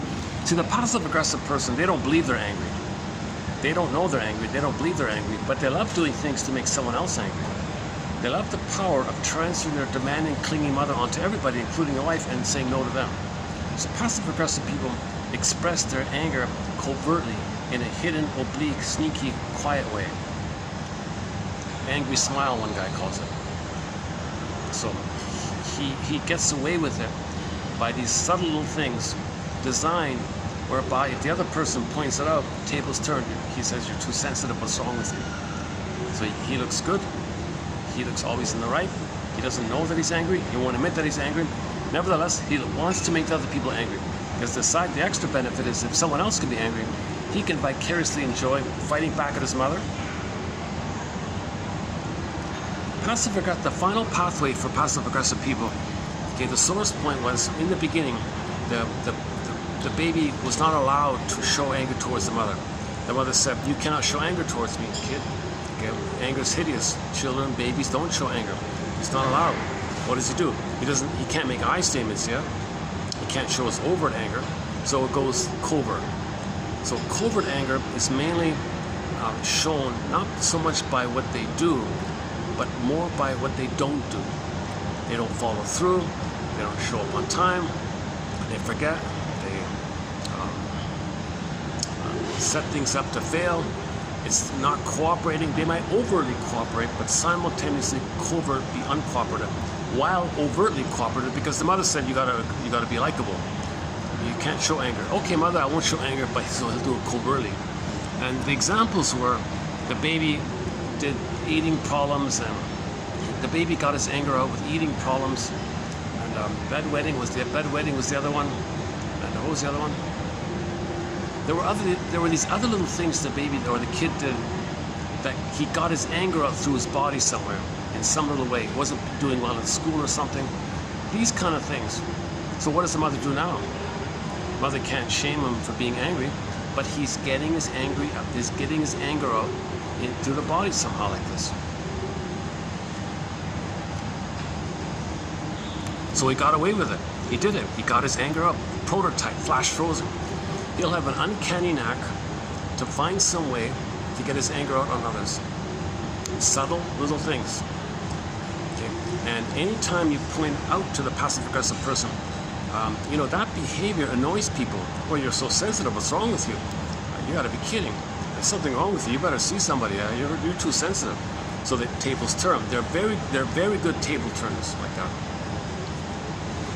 But they enjoy the process of annoying you, frustrating you, making you wait, dawdle like that. They love that kind of power. They want that power to get their anger out at you by not cooperating with you, not doing what you want. So passive-aggressive people, generally speaking, see everybody as the demanding mother, and they have a kind of pattern where they don't want to do what anybody wants. Somebody says, see at 5, they might not even show up. They won't even, well, if you're not going to show up, can you leave me a message? They won't even leave a message. If you want something, they won't do it, or something like that. They always have excuses. They love this game. They love this game of making you angry, being seen as good, not being called out on them. And when they make the other person angry, usually they get in trouble. See, when they coax someone else to be angry, that person who lost his cool, he gets punished like that. And the quiet one kind of like enjoys this process. And at the same time, he doesn't even know that he's angry. That's not the funny thing. Usually he doesn't even know that he's angry. So one self-help book said recently, she said, well, I try to teach the client that their behavior does make people angry. I spend a lot of time showing them, if you make people wait, they might get angry. How would you feel if someone made you wait a half an hour? I don't know what you're talking about. Denial doesn't exist. So denial is huge with passive-aggressive people. Something unpleasant, just act like it doesn't exist. I don't know what you're talking about. I have no idea what you're talking about. Denial. They're very good with denial like that. Okay, that's one of our threats, passive-aggressiveness. So this major threat, not a major threat, a minor threat, but a very informative topic, passive-aggressiveness. Get back to this one here. Okay, so the husband was the angel, in other words. Meanwhile, he was doing these little things to annoy her. So he was the angel, and there's something wrong with her, right? But actually, it did finally come out that he was doing little things to annoy her. Okay, she wants,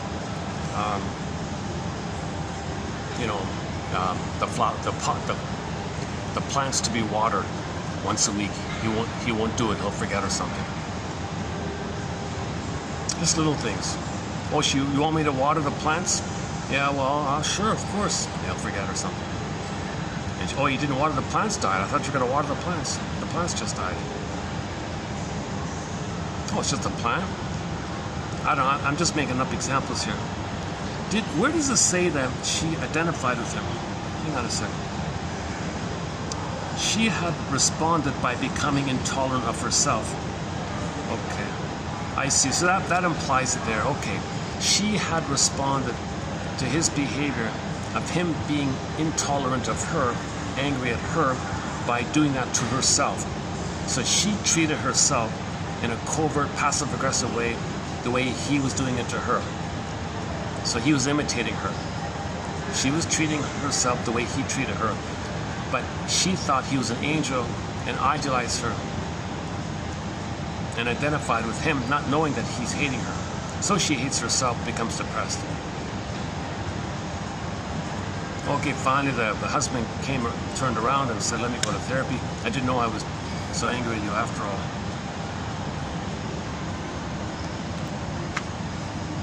Okay, next one now.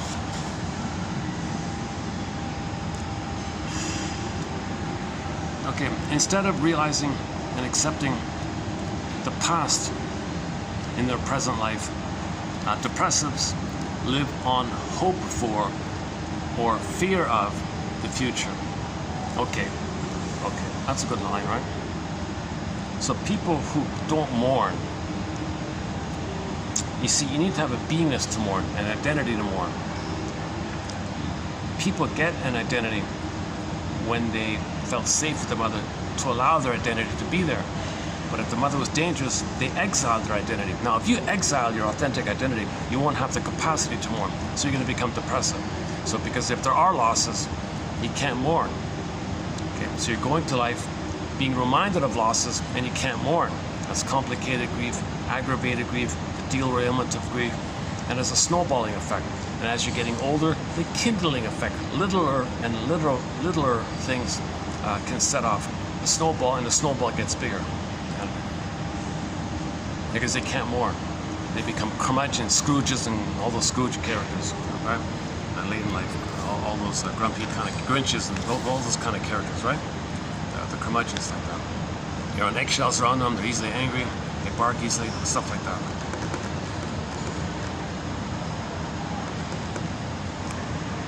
So instead of realizing and accepting the past in their present life, they don't accept the past.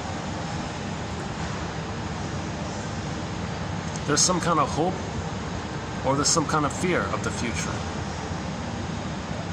They never accepted the past. It's this verdict of reality that makes the work of mourning so difficult. You gotta say your mother failed. Quote, my mother failed me, the greatest hurt of all. She used me, she failed me, she betrayed me. So you got to accept the past. That means you have a level of safety to do so. Then your life force can be for the present. The ghost laid to rest. Ghost becomes an ancestor. Lowell's keeps saying, and now you can enjoy the present.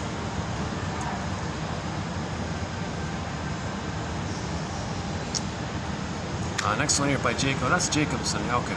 As long as clients are severely blocked in their thinking and feeling, they cannot either free associate or digest any interpretation. Yeah, so people who can't digest feedback, interpretation, or they can't free associate, this reminds me of this reminds me of that, what springs to mind. So they don't freely associate, they're kind of blocked, they can't accept interpretation. So how are you going to heal? How are you going to get your story? So there's a huge resistance to finding your story. That's a sign of trauma. If you can't free associate, and you don't wonder about feedback that you might get, you don't wonder about it, or digest, or think about, or process, or consider what might be useful. If you can't do any of that stuff, that's a sign of severe trauma. Next one here, financial. There is no depression that would not represent. Okay, there's no. Okay, back to the D word here. There's no depth. Let's just call it depth. No, depress. That's such a triggering word, isn't it? Depression. There is no.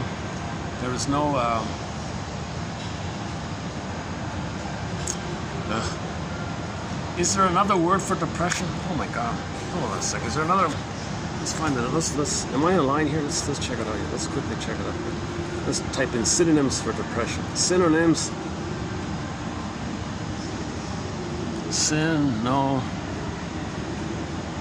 Synonyms for. Okay, depression. Jesus, let's find another word here. That's such a triggering word, isn't it? Depression. All right, here we go. Okay, melancholy, misery, sadness, woe, sorrow. Okay, what about sorrow? Forlorn sorrow, unhappiness, slump, decline, standstill, slowdown, downturn. Oh, those are. Let's go to Merriam-Webster here. Okay, we mean emotional. Downbeat. What about just downbeat? Slump. An emotional slump? Sadness. Melancholy. Okay, here we go. Grief. Anguish. Anguish, despair, agony, gloominess, dejection. Joylessness. The dumps. I'm in the dumps. I got the blues. Dreariness. miserableness, forlorn. Forlorn? And Tina Gilbertson loves this word, forlorn. She also had the same issue. She doesn't want to use depression, so she would say she feels forlorn. Forlorn. Downheartedness, the mopes, the doldrums, desolation, self-pity, discouragement, dolefulness, wretchedness, disheartened, dolor, moodiness, woe is me, tedium, morbidness, self-despair, rue. Is that in there? Dismalness, rue. Okay, those are the antonyms.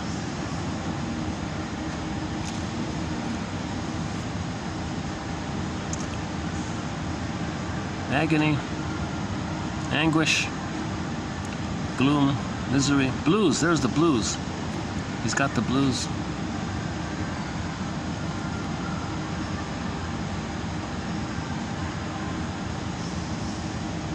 Slump. What were the other ones? Woe, sadness, sorrow, or blues. Is there another one here? 800 synonyms and antonyms for depression. You've got to be key. Low spirits, despair, abasement, abjection, blase, bummer, bleakness, cheerlessness, dejection, desperation, desolation, despondency. Oh my God. Ennui. Okay, that's different. Ennui. Okay, we have a separate topic on ennui. That's qualm. That's like complaint, melancholy, misery, sadness, vapor. Oh, not the vapors. Oh, Jesus Christ. Blue funk. The blue funk. Wow. Heaviness of heart. Abjectness. The blues. Let's stick with the blues.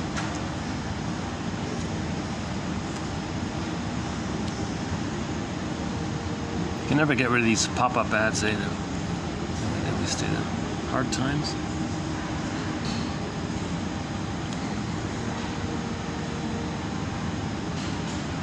The blues.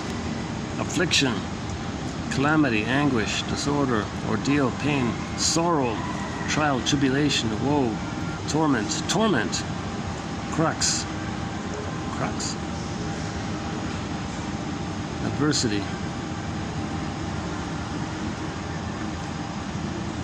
blue funk, noun as in sad mood, blue funk, baby blues, no, angst, that's anxiety. That's not depression.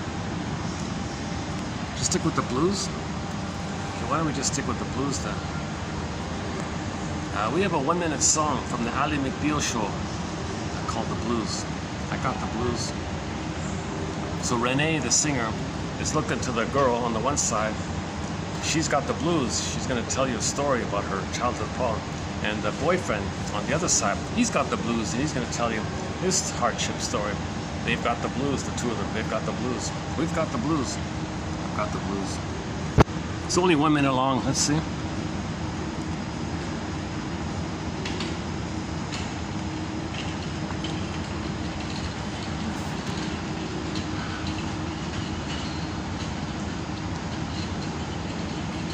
If I can find it. Reflections. Big Lie. Rick Emmett. Heaven only knows. Delirium, Santers, Streetheart, Katie Lee, Lynn Miles, To Be a Man, Under My Hat. Where's the blues one? Young Enough to Cry. Ally McBeal, maybe it's under A.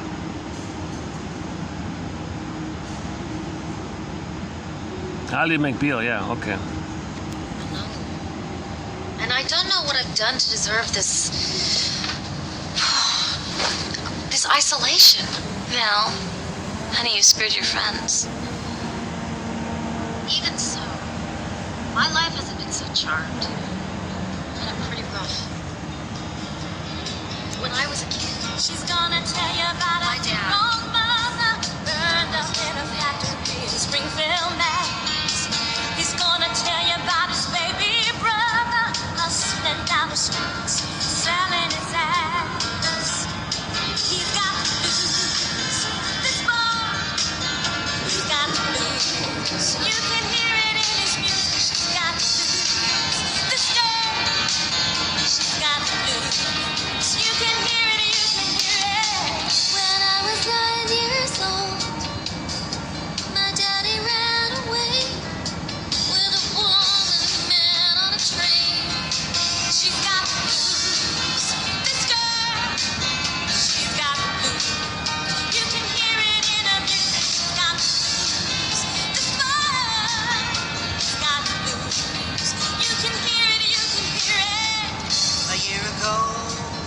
I met a girl, I thought we hit a massive groove, but she dumped me, and all we did was the blues.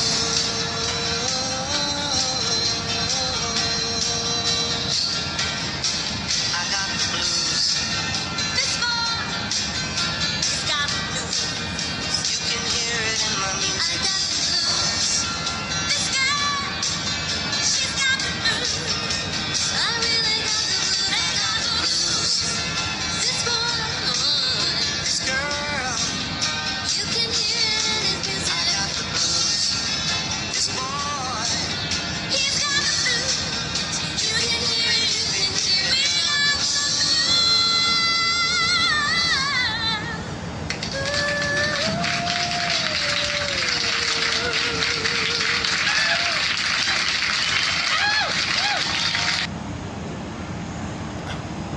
Okay. I don't know which episode that was. Okay, let's just go with the blues then. The blues one. Okay, there is no blues that would not represent a repetition of a first decisive reaction to childhood difficulties, which formed the pattern for the later breakdown. Okay, so the template is set in. The baby felt the blues. Okay, so he managed to have defense mechanisms. If they wear out, or the sponge of the defense mechanisms wear out, or they dry out, and something disappointing happens, it's going to click around the rigmarole of the original time when the baby felt the blues. So now he's going to feel the blues again.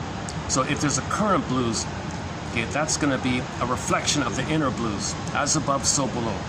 The outer is going to be a reflection of the imprint. There's got to be an imprint of the blues if he's going to feel the blues later on. There is no blues that would not represent a repetition of a first decisive reaction to childhood difficulties which formed a pattern for the later breakdown. The struggle to maintain their self-esteem is carried on by blues. What would that be as an adjective? Bluesy clients, bluesed clients, in a way similar to that which they used as children under the influence of oral fixations. Okay, a lot of people say this is the oral phase. When people say the oral phase, they don't mean the feeding, the milk, the nursing. They mean the whole overall safety and comfort with the mother, the soothing and the sweetness, that whole Garden of Eden. The oral means Garden of Eden, okay, the Garden of Eden. The painfulness of mourning is to be accounted for by the long persistence of yearning for the lost object. That makes sense, right? You can't let go, so to speak, because you can only let go if you admit the other person was a person. If the other person was something to represent a missing part of the mother, then you can't let go. You can only let go if you admit the other person is a person, not a symbolic nipple or a symbolic breast. You can't let go, right? You got to see the person as a person, get their story. So part of mourning is get their story. That's why funerals, people tell the story about the lost one. Oh yeah, this person who just passed away lying here, she or he, he liked to do this and he liked to do that. He was a person who had these hobbies and interests, so people intuitively tell the story of the other person, so people know it's a person so they can mourn. So that's a huge positive side of funerals, where people tell the story of that person. Yeah, I knew him, we were friends for 20 years. Let me tell you some stories about him. People are crying and crying like that. So it's all about remembering. Okay, it's not about forgetting. Mourning is about remembering that they're a person. When you remember that they're a person, then you can mourn. If you deny it, you see, if you don't want to talk about it, you're still hoping on to the part object, the needed nipple and the needed breast like that. You can't even talk about it. I don't want to talk about it. It's like, because there's too much need and emotion like that. So you can't let go, right? The painfulness of mourning is to be accounted for by the long persistence of yearning for the lost object. So some people can spend their whole lives, waiting for that person. Actually, it's funny that show I mentioned earlier called One Step Beyond, what is it? Next Step Beyond episode called The Pact. The Pact. That woman never married because she was in love with that fellow. That when they were kids, she was in love with that guy who became the doctor one, right? He ignored her and all this. And she never married because she was stuck, she was hooked on him. So that means the gypsy somehow intuited that the woman was turning to him in an unrealistic, intense way. So the fellow, the bug-eyed guy, was intense. She had intense love desires on the future doctor kid. But she was drawn to him because he was cold inside. When somebody's cold inside, a lot of people are drawn like a moth to a flame. So she was drawn to him because when somebody's cold inside, a lot of people are drawn to them. Okay, go to our quote about the gold digger. Go the last video about the gold digger. Go to 3038 about the gold digger, about the moth to the flame. Yeah, so that guy became a doctor. He was kind of cold like that. And she was drawn to him like a moth to the flame. Like a baby to the nipple kind of thing. Because the cold guy didn't show needs, didn't show feelings, therefore no needs, no feelings, no needs. So whatever she wants, she can imagine, project what she wants. He has no expectation on her, he has no demands on her, because he's so cold inside. So she feels safe. It's like a robot or something. Oh, I got my own human robot, you know. So she's excited like that, because he's not demanding anything on her. She's aloof and cold like that. So Birdler's quote. So go to that one, 30. Yeah, I highly recommend that one, 38. For more on that point about the gold digger. Now, we're not saying she was a gold digger, but a lot of people are drawn to the other person if they're cold inside and they don't deliver.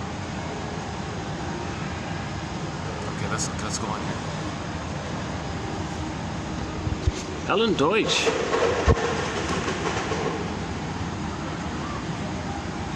A typical example of a neurotic conflict is the impossibility of breaking loose from a no longer.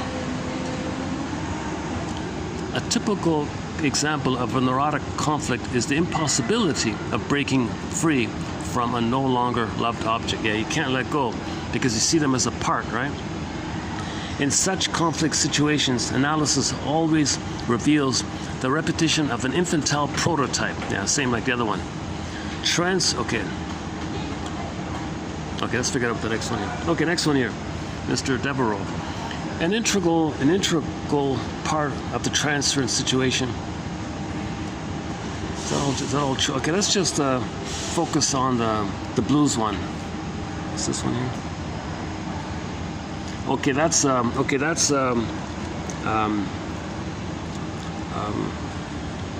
about symbiosis and psychic phenomena one from that show, Next Step Beyond.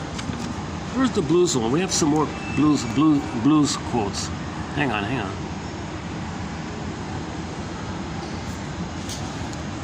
What was that it?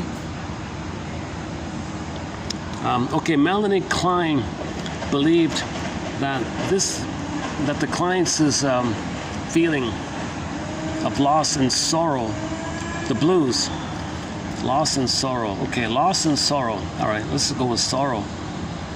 Constant sorrow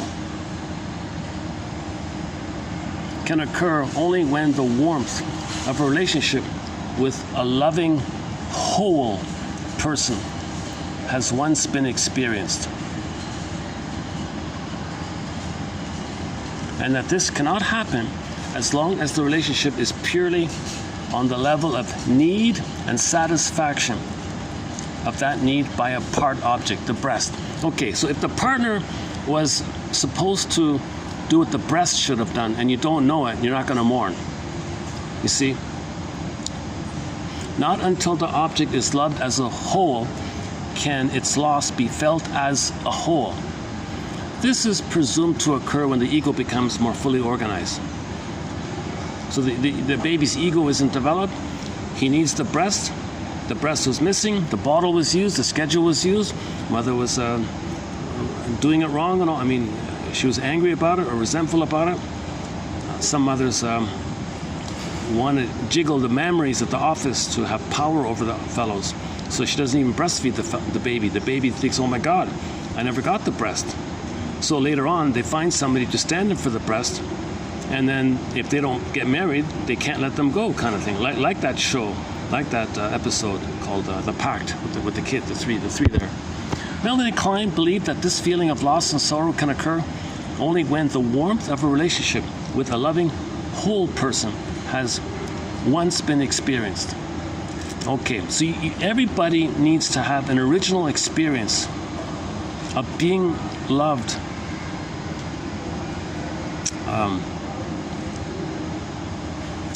So you're loved as a human being, and the baby and child learns that the mother is a human being, and a human being loved him.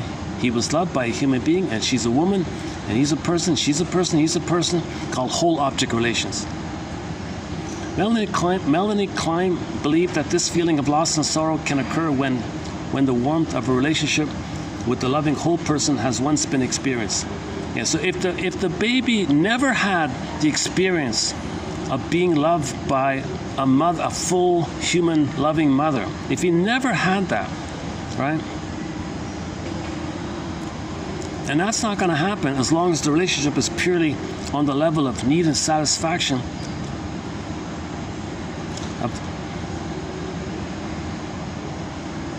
By a part of the breast. So if you're stuck at the breast, in other words, you didn't get to a place where you saw your mother as a human being, a full human being.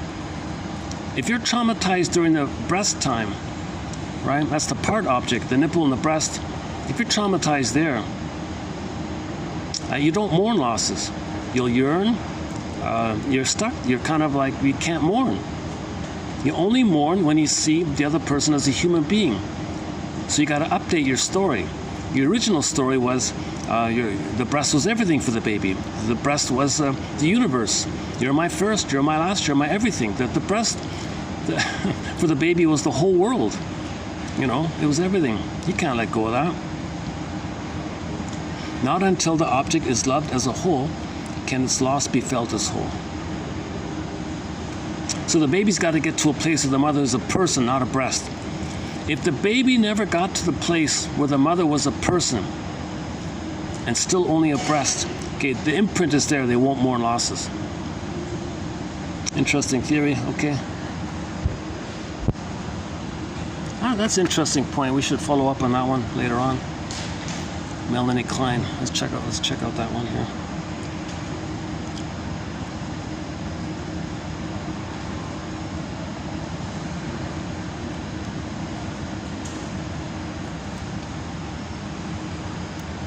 Okay, this one's about psychic splitting. Okay, let's do this one here.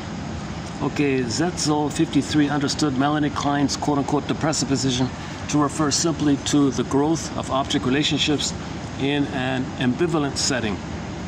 More specifically, she suggested that Klein was referring to a phase through which every infant must pass, the weaning process. She felt that Klein was offering the hypothesis that the attainment of a predominantly positive object relationship prior to this first object loss is crucial for future development. Again, she felt that. Okay, so one of Klein's followers felt that Klein was offering the hypothesis that the attainment of a positive memory with your mother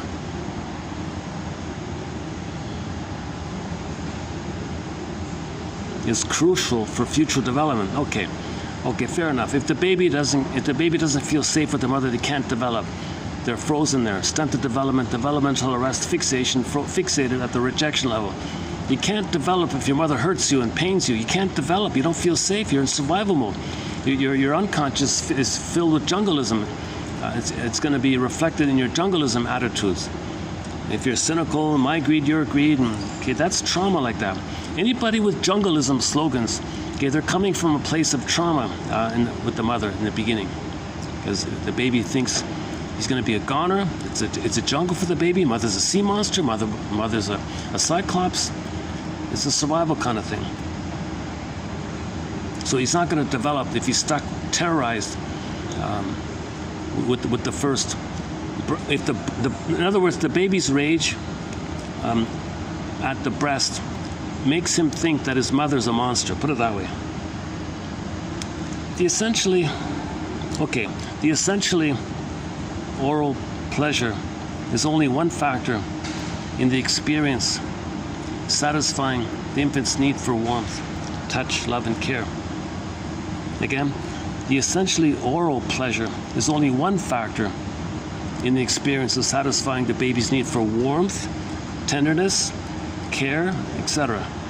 This, of course, conforms to the fairly general current usage of the term orality in its symbolic sense. So when people use oral needs, or orality, or oral trauma, anything kind of like oral, right? What they mean is it's symbolic for safety, care, tenderness, touch, warmth. Mother's protecting you, you feel safe. It means all that stuff. Not just feeding.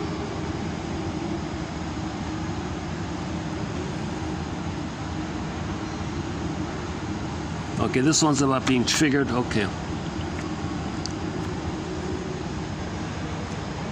So these are pretty light quotes. These are not too heavy quotes on the topic, on the blues. He's got the blues. Man, oh man, I'm really out of it today. I've been kind of present in most of the videos recently. Today it's a bit of an exception. This is not a typical video for me today. I'm really absent-minded. My dorsal nerves are on full throttle or something, or full steam or something. I don't know. My dorsal nerves are busy. Put it that way. I don't know. Dorsal nerves. Why? Because I think if you're tired, you're going to be more easily triggered. And my prototype was, if I'm triggered, a past trauma, I respond to the past trauma with my dorsal nerve flaring up, the deer in the headlights one. So I think that's my theory about why the dorsal nerve gets flared up.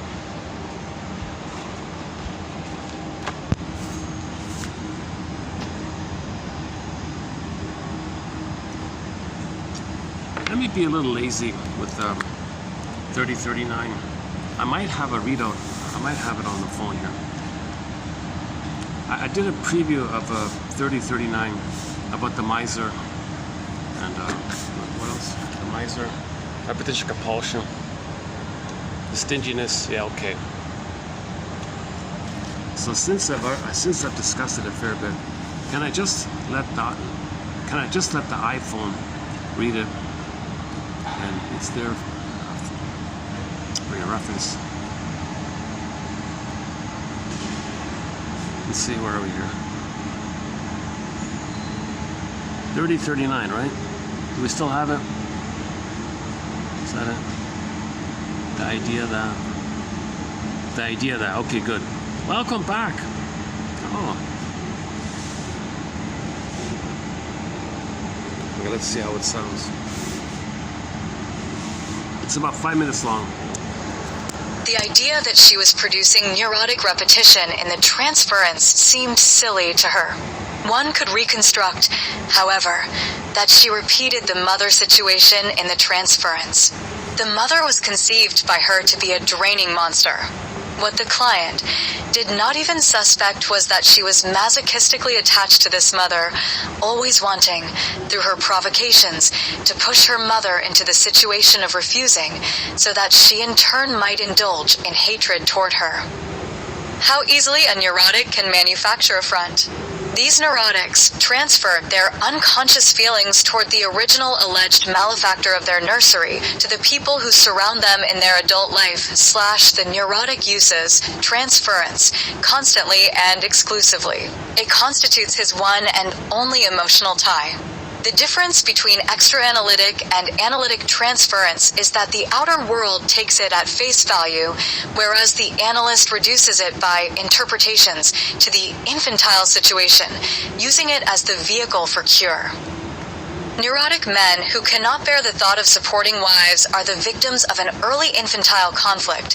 Instead of identifying themselves unconsciously with the giving mother, they become masochistically attached to their fantasied maternal refusal.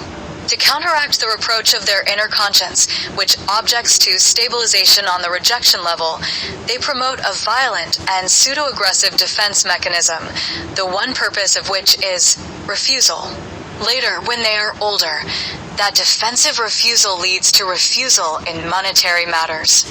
These neurotics are far less smart in a realistic fashion than they think they are. They pay for the inner defense with the inability to enjoy tender and sensual emotions. A bad business deal. For in due time, even their purely mechanical, lustless potency fails them. Neurotic money lovers are so preoccupied with not being taken advantage of that, while watching the pennies, they become easy prey of imposters, embezzlers, confidence men, bankruptcy specialists, check forgers, adventurers who swindle them out of hundreds and thousands of dollars. The reverse side of the coin of stinginess carries an invisible inscription, inability to enjoy leisure and luxury. Adherents of the belief that money is everything will be surprised to learn that cleverness in the realm of feelings does not pay off. The question of whether to marry for love or money does not arise in the case of gold diggers and playboys simply because they are incapable of normal feelings of love. People who marry against, rather than for, are neurotics who misuse external obstacles for their masochistic purposes, camouflaging the same with the convenient blind of rationalization.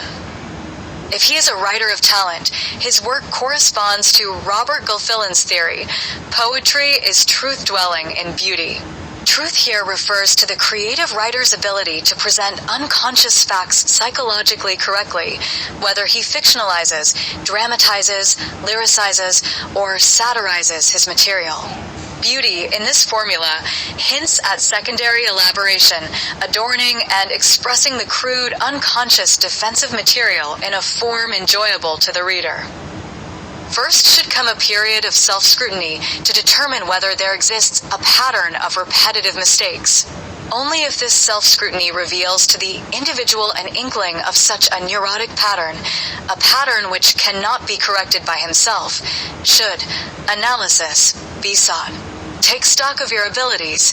Marked discrepancy between proven gifts and achievements indicates that failure may be of neurotic origin / evaluate the mistakes made in a specific venture, checking to determine whether inexperience, wrong timing, the weakness of the original idea, lack of ordinary foresight, or your psychic makeup is to blame / take into account a cross-section of your achievements. If there is a predominance of failure on decisive points, the situation is suspicious / don't overlook the usual success-failure ratio. One successful idea out of 10 is the average / look for repetitiveness.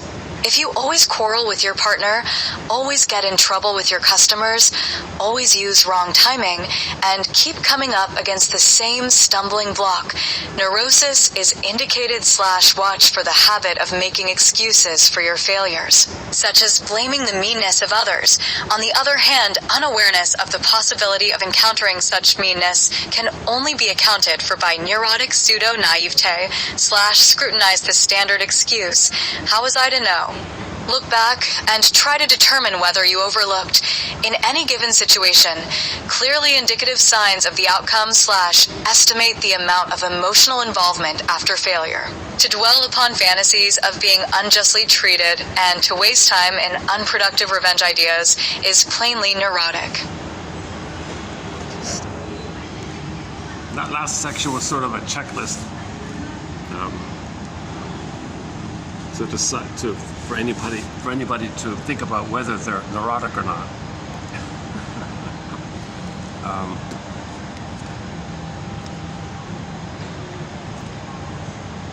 So you have a pattern, it's dysfunctional, it's causing problems, and you cannot correct it by yourself. Okay, you need help, right? If you do have talents, but they're not being used, okay, that might be due to neurosis.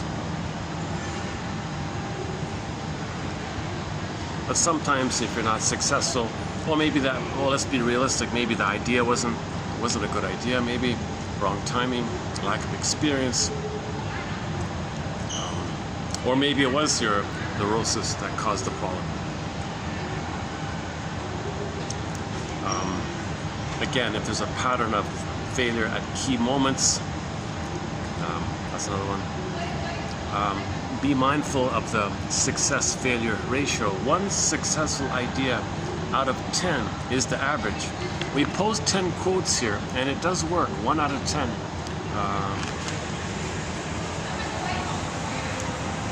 Like a CD, right? 1 song out of 10 on a CD might be a hit.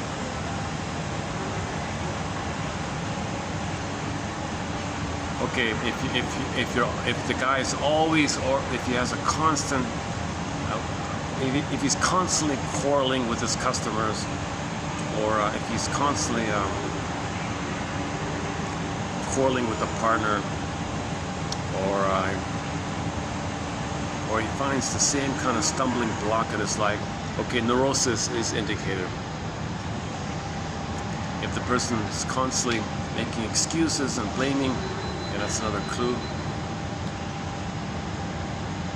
If people constantly say, gee, how was I to know?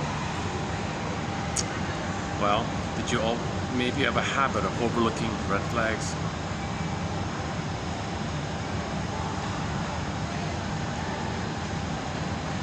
Okay, holding a grudge all the time, that's another clue of neurosis. The one about the writer. If he is a writer of talent, his work corresponds to Robert Gilfillian's theory. Quote, poetry is truth, dwelling in beauty. Truth here refers to the writer's ability to present unconscious facts psychologically correctly, whether he fictionalizes, dramatizes, lyricizes, or satirizes his material.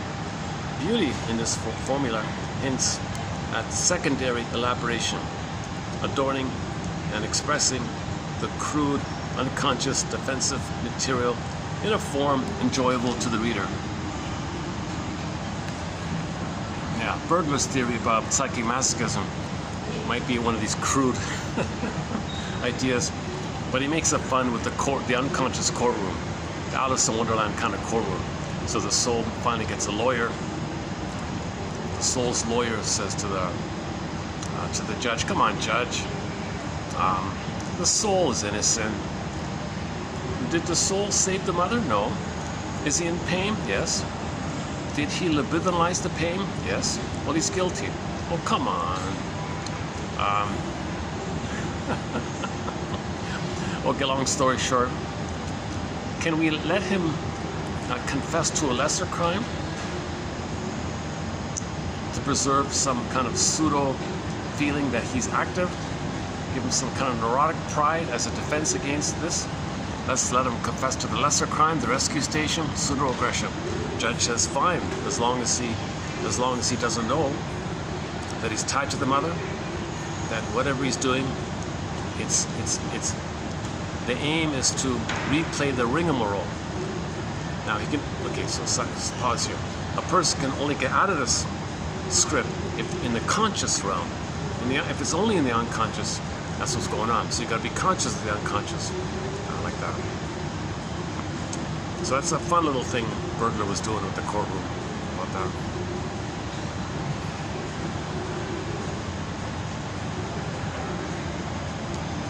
In other words, if anybody's not fulfilled or happy like that, that's because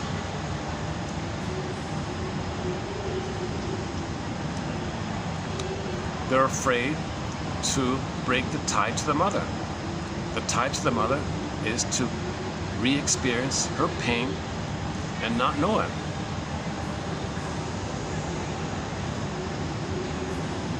You can only break free from the abusive mother if you admit that she's a human being. You got to repair her in a sense. You got to analyze her. You got to shrink her, put her on the couch. Okay, you got to get her story like that. You got to fix her in your mind in a way.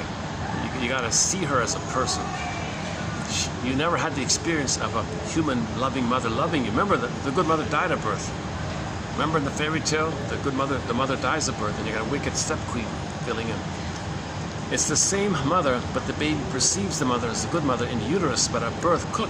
The same person as the wicked queen. They're not separate people. When the Grimms wrote it down, they made it separate because they wrote it down like that. But in the normal tradition, the wicked queen was the mother. It was direct like that. When you were born, your good mother died at birth. And you had a good mother in the uterus. The moment you came out of the uterus, poof, a wicked queen appeared. Oh my God. Wicked queen is just code for a mother who, for whatever reason, feels entitled to use the baby to meet her needs. Or she simply doesn't meet the baby's needs because she doesn't recognize the baby as a human being with needs, and she doesn't have Freudenfreude. She doesn't have the maternal feeling to love her baby. She's got a lot of anger with her mother, and she feels that she's going to betray herself. Some mothers believe that they betray themselves if they were to love the baby. They can't love the baby because that would betray themselves. Because if they love the baby, that means they gotta let go of their anger at the mother for what the mother did to them. They don't want to let go of their anger at the mother, and they're tied to the mother, angry at the mother. To love the baby, they gotta let go of that anger. She doesn't want to let go of that anger. She thinks it's a double insult on her. She was hurt by the mother, she's angry at her, and she needs to calm down to love her baby, but she cannot, because that's letting go of the anger at the mother, but she can't forgive the mother or understand the mother. So she feels she can't betray herself like this. She's tied to the mother. So because the mother's tied to the mother, she feels it's a betrayal to herself to love the baby. That's another key point. We don't mention enough that point.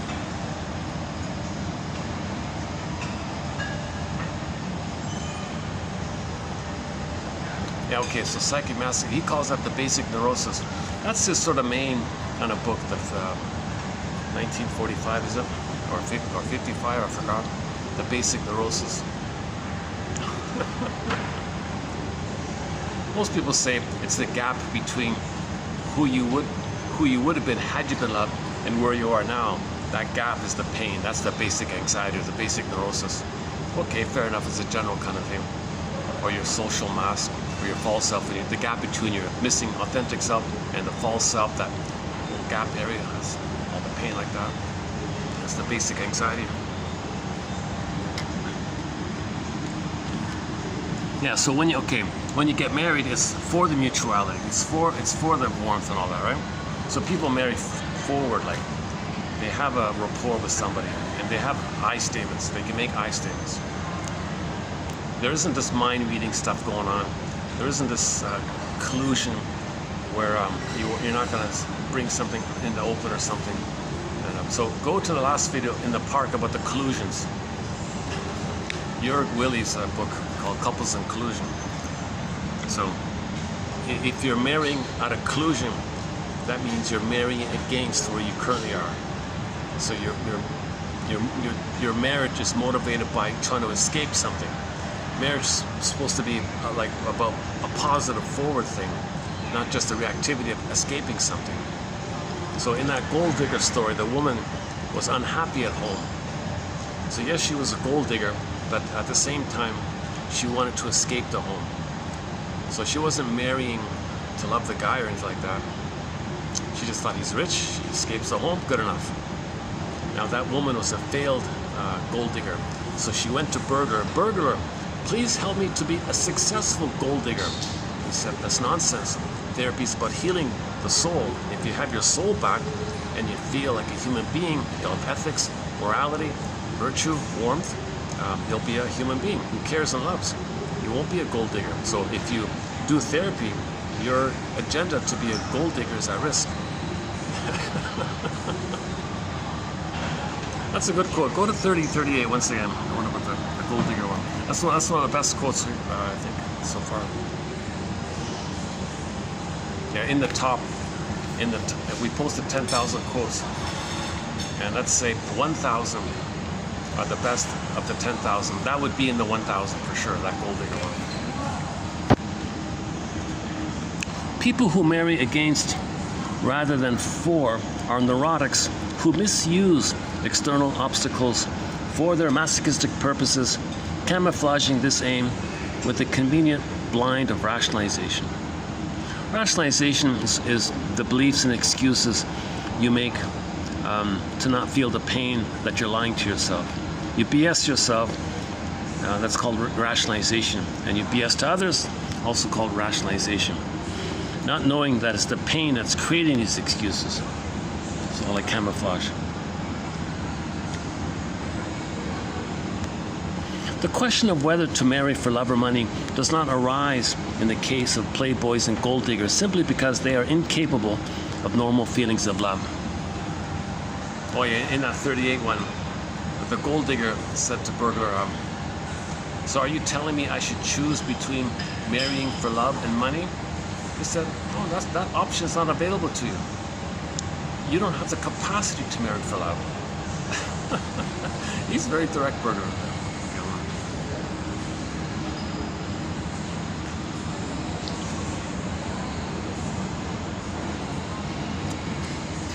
Okay, the reverse side of the coin of stinginess carries an invisible inscription, quote, inability to enjoy leisure and luxury. Yeah, that might be the ennui one. In that list, in that synonyms list, they had ennui in there. Ennui is much more than what you would call the boredom. I think the simplest shortcut between the difference between boredom and ennui is that example.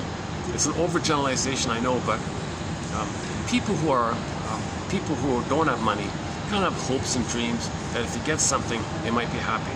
But they have no chance, so they feel bored, right? But the hope is there, but they've got no chance, so they're restless and bored, okay? Now the wealthy, they've got it all, right? They own whatever. And they keep doing it, they keep gobbling and gobbling at everybody's expense. Kind of thing. And so what? Now what? Now what? They reach a point where the hope of gobbling, buying another island or a continent or so, I don't know.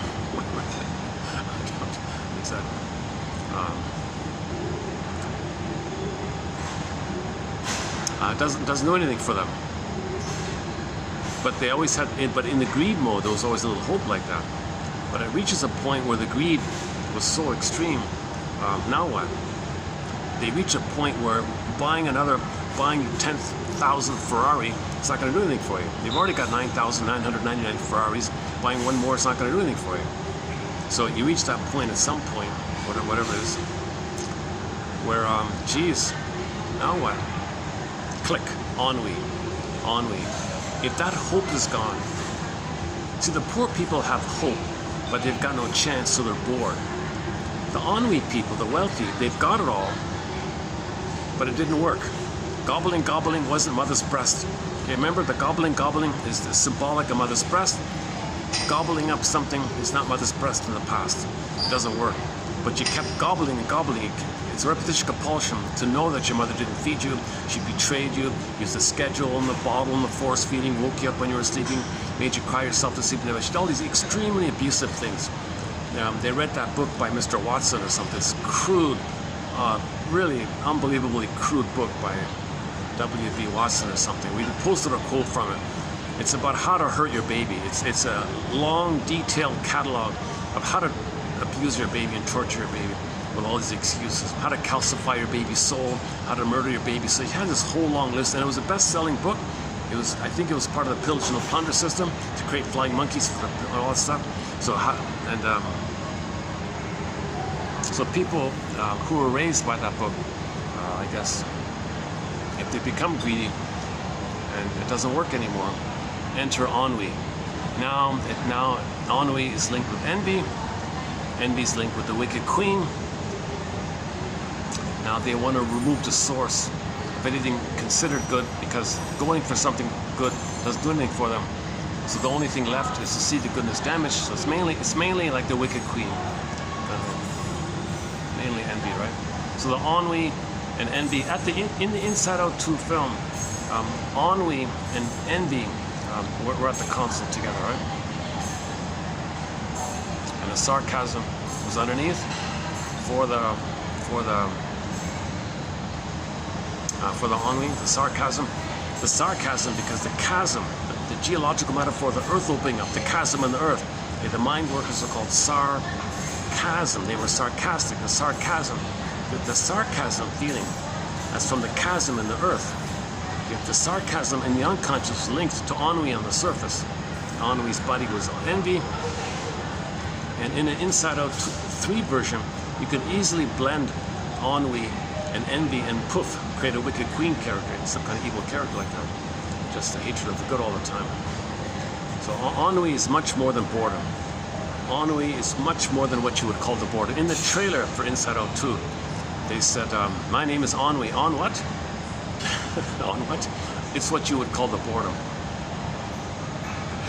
I forgot about that. My name is ennui, and Joy said, on what?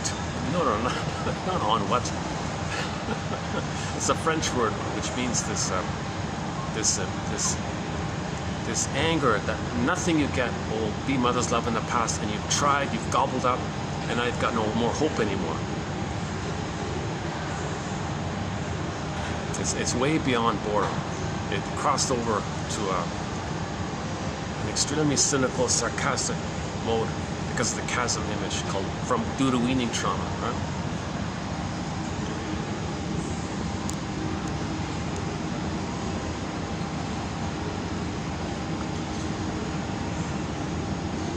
Where are we here?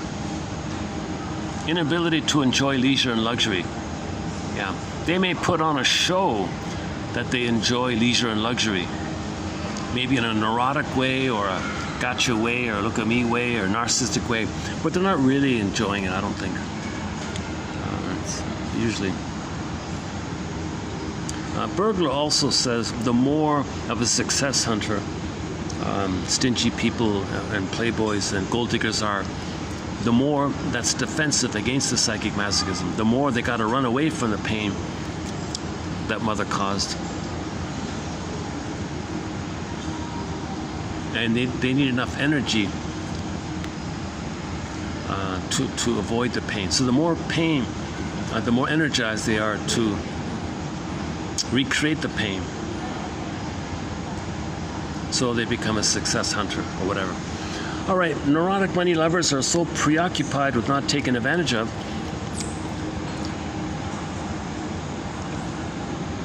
while watching the pennies, they become easy prey of imposters, etc., who swindle them. So here's an irony of it all. So because they're so greedy, they're stingy, the miser, right? The miser watches every penny like that. And the Scrooge, right? So stingy like that. At the same time, if some charming swindler comes in and promises a big return, he's easy, he's so gullible, he's so gullible, and he falls for that. So he's very bitter, and everyone hates him around him. His family and friends are annoyed with him. He annoys the employees, he annoys the staff, he annoys everybody. But he's all enamored, he's all enamored at the promise of making a big return or something. So it's funny about that one there. You'd think he'd be shrewd and smart about that, he's gonna call it out. But no, if a charming person comes in, offers, he's gullible like that. So ironically, the con man might find the Scrooge an easy target, I guess. I don't know. Okay, this phrase, money neurosis. So Burglar says, anything can be used in your life as a hitching post to hang your neurosis on. So money is a thing in our lives where we can hang our neurosis, our neurotic script, our repetition compulsion, our unmet needs, our battle with the mother, imitating her, the Faustian deal, greed, envy, ennui, all that stuff. We can take that like a coat, hang it on the hook of money. Now money is in the service of that script, and we transfer the script into the present and see the present through the lens of that script. So that's money neurosis. When you pull in money for this script thing, that's called a money neurotic. Most neurotics are going to have issues with money. Even the spendthrift, the people who spend too carelessly, too openly, too freely, excessively generous tippers, buying things excessively, or giving money away too openly or something.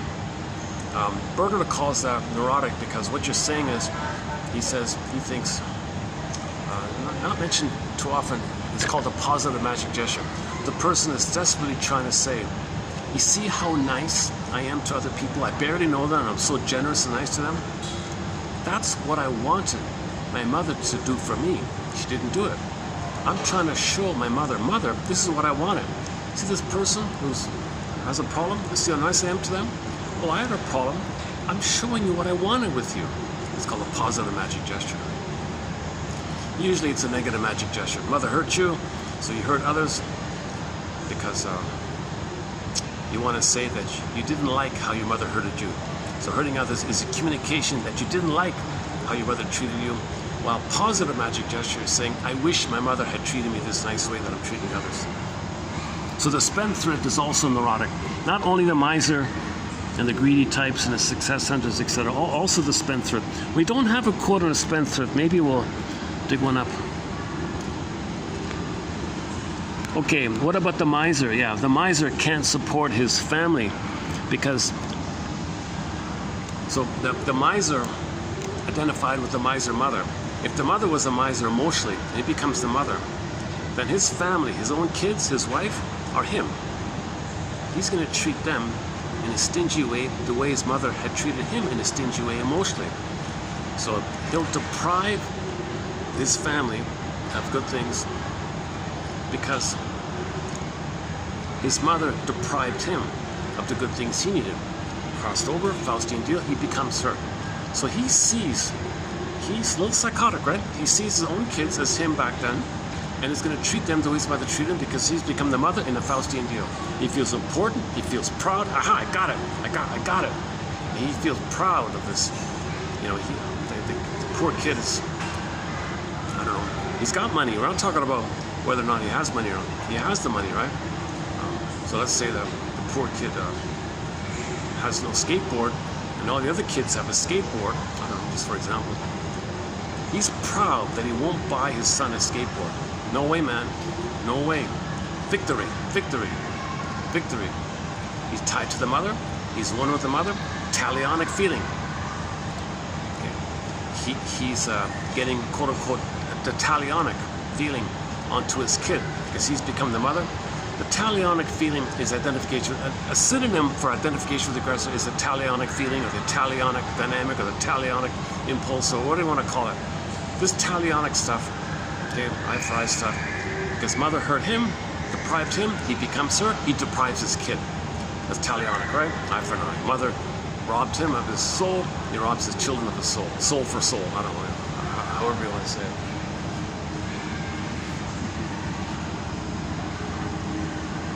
Where are we here? Okay, neurotic men who cannot bear the thought of supporting wives are the victims of an early infantile conflict.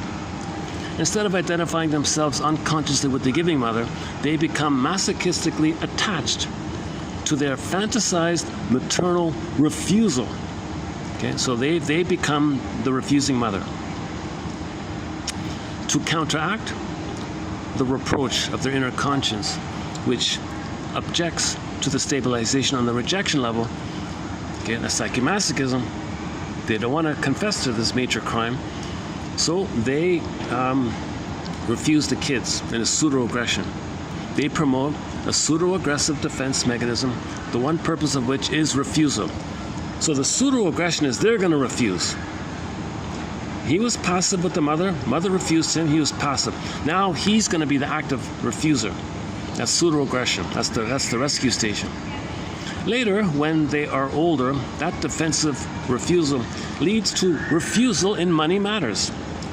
So it can be emotional matters, or friendship matters, or caring matters, or money matters. You can hang the hook. You can hang your neurosis onto the hitching post of money. So now that's called a money neurosis. When you replay your pseudo-aggression, when you replay the Faustian deal onto money, that's a money neurosis. These neurotics are far less smart in a realistic fashion than they think they are. Yeah, so they're really missing it. They don't care. It's all pyrrhic revenge. It's all talionic. They don't care. They got a grudge. It's all, they didn't get the nipple. They can't think in human terms. They don't care. They don't care about reality here. It's a psychotic anger like this. So they think they're so virtuous. I mean, they think they're so smart. But think about it. They pay for the inner defense with the inability to enjoy. So there's no affection or warmth or gratitude or tenderness or creativity. There's no blue jay of happiness within, the bluebird of happiness within. There's no ability to mourn. There's no creativity, spontaneity, play. There's no kindness, trust. There's no quote-unquote the more human side of being human, the embodiment, the beingness, the feminine element, the feminine principle, the midnight blue. There's no beingness like that. What a huge price to pay. That's a bad business deal, wouldn't you say? For in due time, even their purely mechanical, lustless potency fails them. Yeah, so in the bedroom area, it's all mechanical. They can't have affection. So their mechanical behavior in the bedroom is going to fail them eventually. So what a price, eh? What a price. They lose everything, basically. They lose pretty much everything about what it means to be human. They can't even... now this may lead to the split. He may look to mistresses all the time. So he may... well, if he's married, then that's the mother-mistress complex. He can't be intimate with his wife because if he thinks that's the mother, so that's incest, he can't do it. So he's got to find some other girl. That's the mistress thing. Or the other version is it's just all the time with all women, I guess. For in due time, even their purely mechanical, lustless, yeah, potency. Interesting phrase, right? Fails them. Yeah, look at that. Jesus Christ. Okay, how easily a neurotic can manufacture affront. These neurotics transfer their unconscious feelings toward the original alleged malefactor of the nursery to the people who surround them in their adult life. The neurotic uses transference constantly and exclusively. It constitutes his one and only emotional tie. The difference between extra-analytic and analytic transference is that the outer world takes it at face value, whereas the analyst reduces it by interpretations to the infantile situation, using it as a vehicle for cure. Okay, so that's called transference interpretations. That 10,000th Ferrari is not your mother's nipple. Reality here. The idea that she was producing. It's hard to say it like that, right? I don't know how shrinks say it delicately. You got to say something like that in a way that it's not going to be too triggering, right? Interpretations to the infantile situation.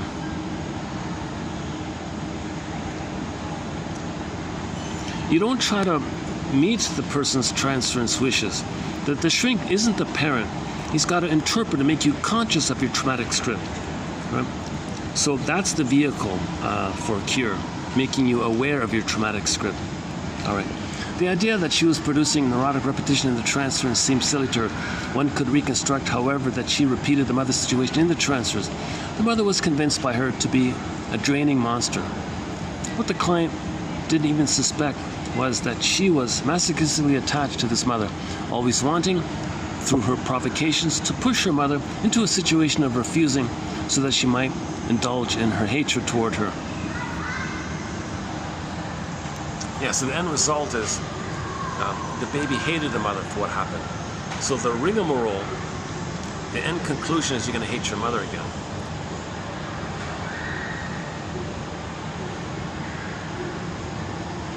So once again, get your mother's story. Why didn't the mother love her baby?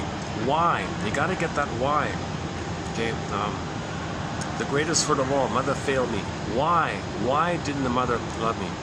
Okay. For more on this point, check out the book Fight Against Fears by Miss Lucy Freeman. 1950, best-selling book in 1951, I think. Fight Against Fears. Her shrink, John Thurot, an unknown shrink. I never would have known him. He wrote no books, no articles, nothing. Zilch, goose egg. But she talks a fair bit about him in her books. And she quotes him a fair bit. So we only know of this Thurot guy through Miss Freeman. She was a journalist who reported on psychology matters like that. So she wasn't a shrink or anything, but she went into analysis several times. She said she was in therapy most of her life, basically. But she wrote like 100 books or something. She was a wildly prolific writer, a manic writer, it seems. Mostly about assignments, like people wanted, a company would say, oh, please write our biography. She would skip it out. But she wrote a couple of books about her personal story in therapy, which is what that first book was about, Fight Against Fears. And there's a sequel as well. So you'll find the best quotes from her in our collection, in the search engine. Just type in Freeman. As with all the authors, type in Burglar, Masterson, Melanie Klein, Fairbairn, Mahler, James Garstein, Thomas Ogden, Guntrip, Althea Horner, Rinsley, Solani, or type in a topic, BPD, you get the passive aggressiveness, narcissism, a lot of great stuff here. Okay, what I just read, let's play the male voice. Should we try the male voice? Let's see how it sounds.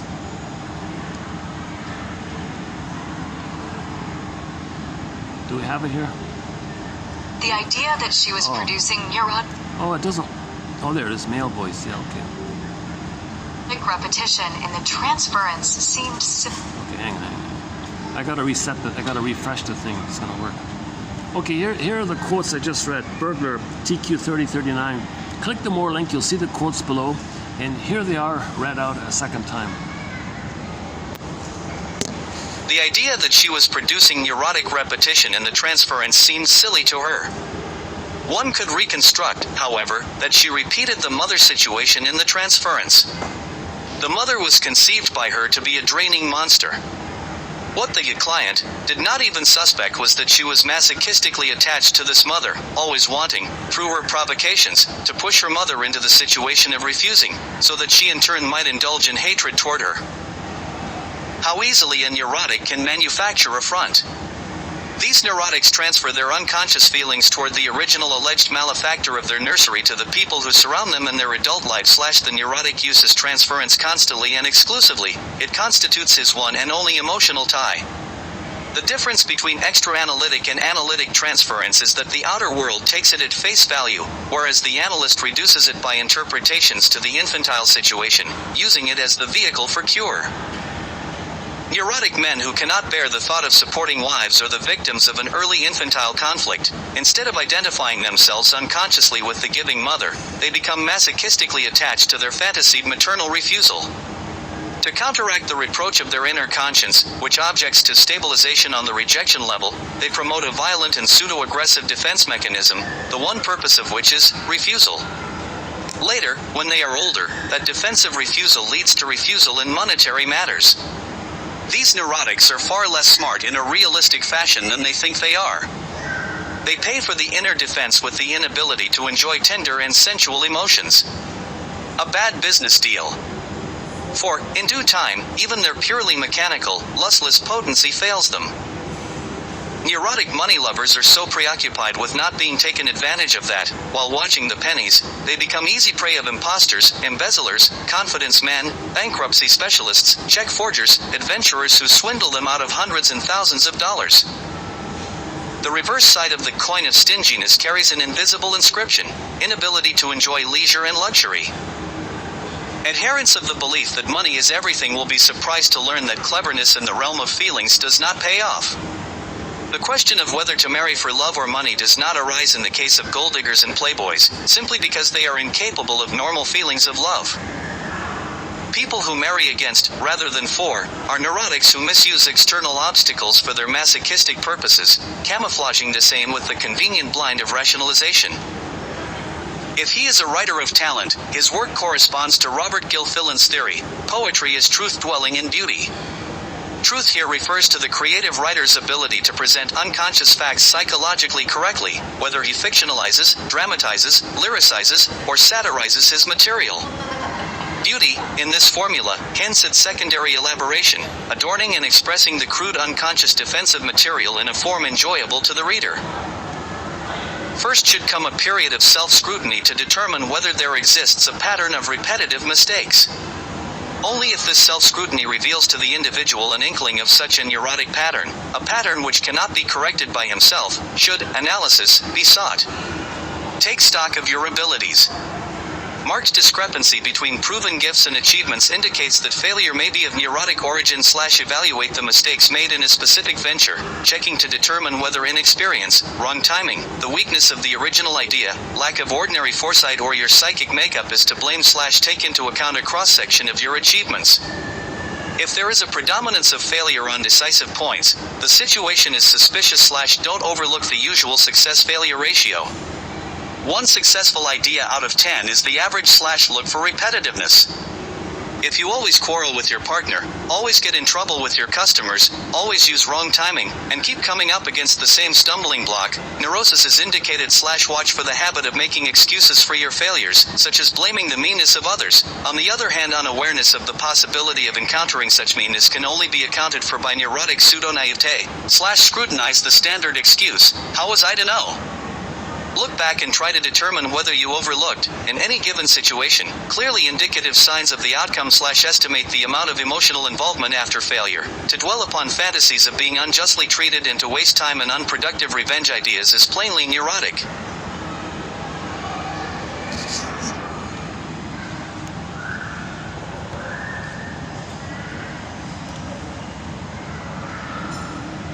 Let's check the time here. Let's see. Oh, 6:15. Oh, look at that. Okay, let's wrap this up then. Yeah, I was just thinking I probably won't do, I might not do any shorts from this video. I'm just so out of it. But we posted some good shorts in the shorts section. Roughly 1 out of 5 are pretty good, I think. Whereas when we post 10 videos, maybe 1 video out of 10 is maybe on the better end. 8 will be kind of average, stumbling, neurotic me, and maybe 1's a disaster. Today belongs in the disaster videos. I'm just so out of it today. I stumbled or rambled and I didn't say anything. That's really one of my worst videos. So today was definitely one of my weakest videos. But luckily, I recall the good videos we've done lately, including the last one, In the Rain. Yeah, Tears in the Rain. Ain't it peculiar? Should we close up with Ain't it Peculiar? Let's take up the song Ain't it Peculiar. And when the song ends, I'll close the video and call it a day kind of thing. Ain't it Peculiar?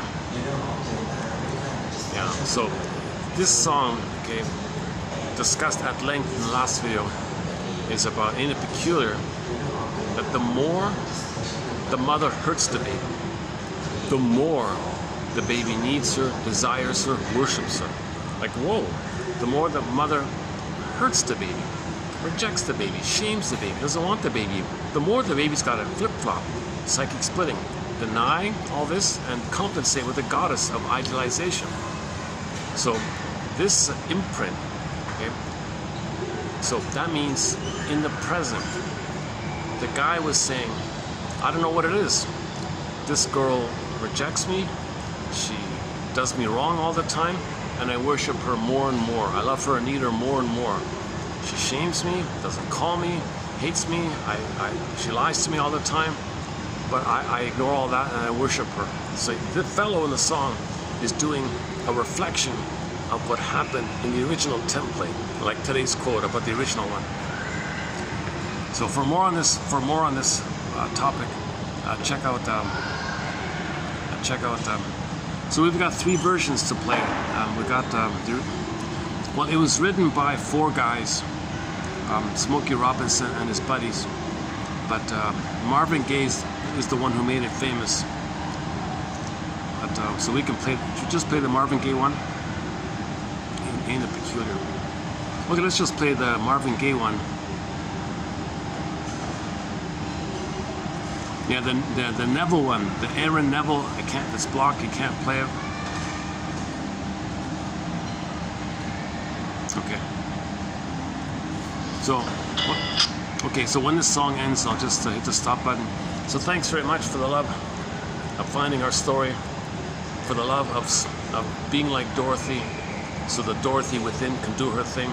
If we're a detective, if we investigate in our conscious present, then we live in two worlds. That in our inner world, there's a metaphorical Dorothy within, a symbolization of some energetic. You personify or symbolize the energy that's lining things up, that's healing things, that's healing your soul fragmentation, that's linking things up. So when you do on the surface, when you do this investigation, you're healing on the inside. So you live in two worlds like that. Okay, Ain't It Peculiar? Ain't It Peculiar by Marvin Gaye.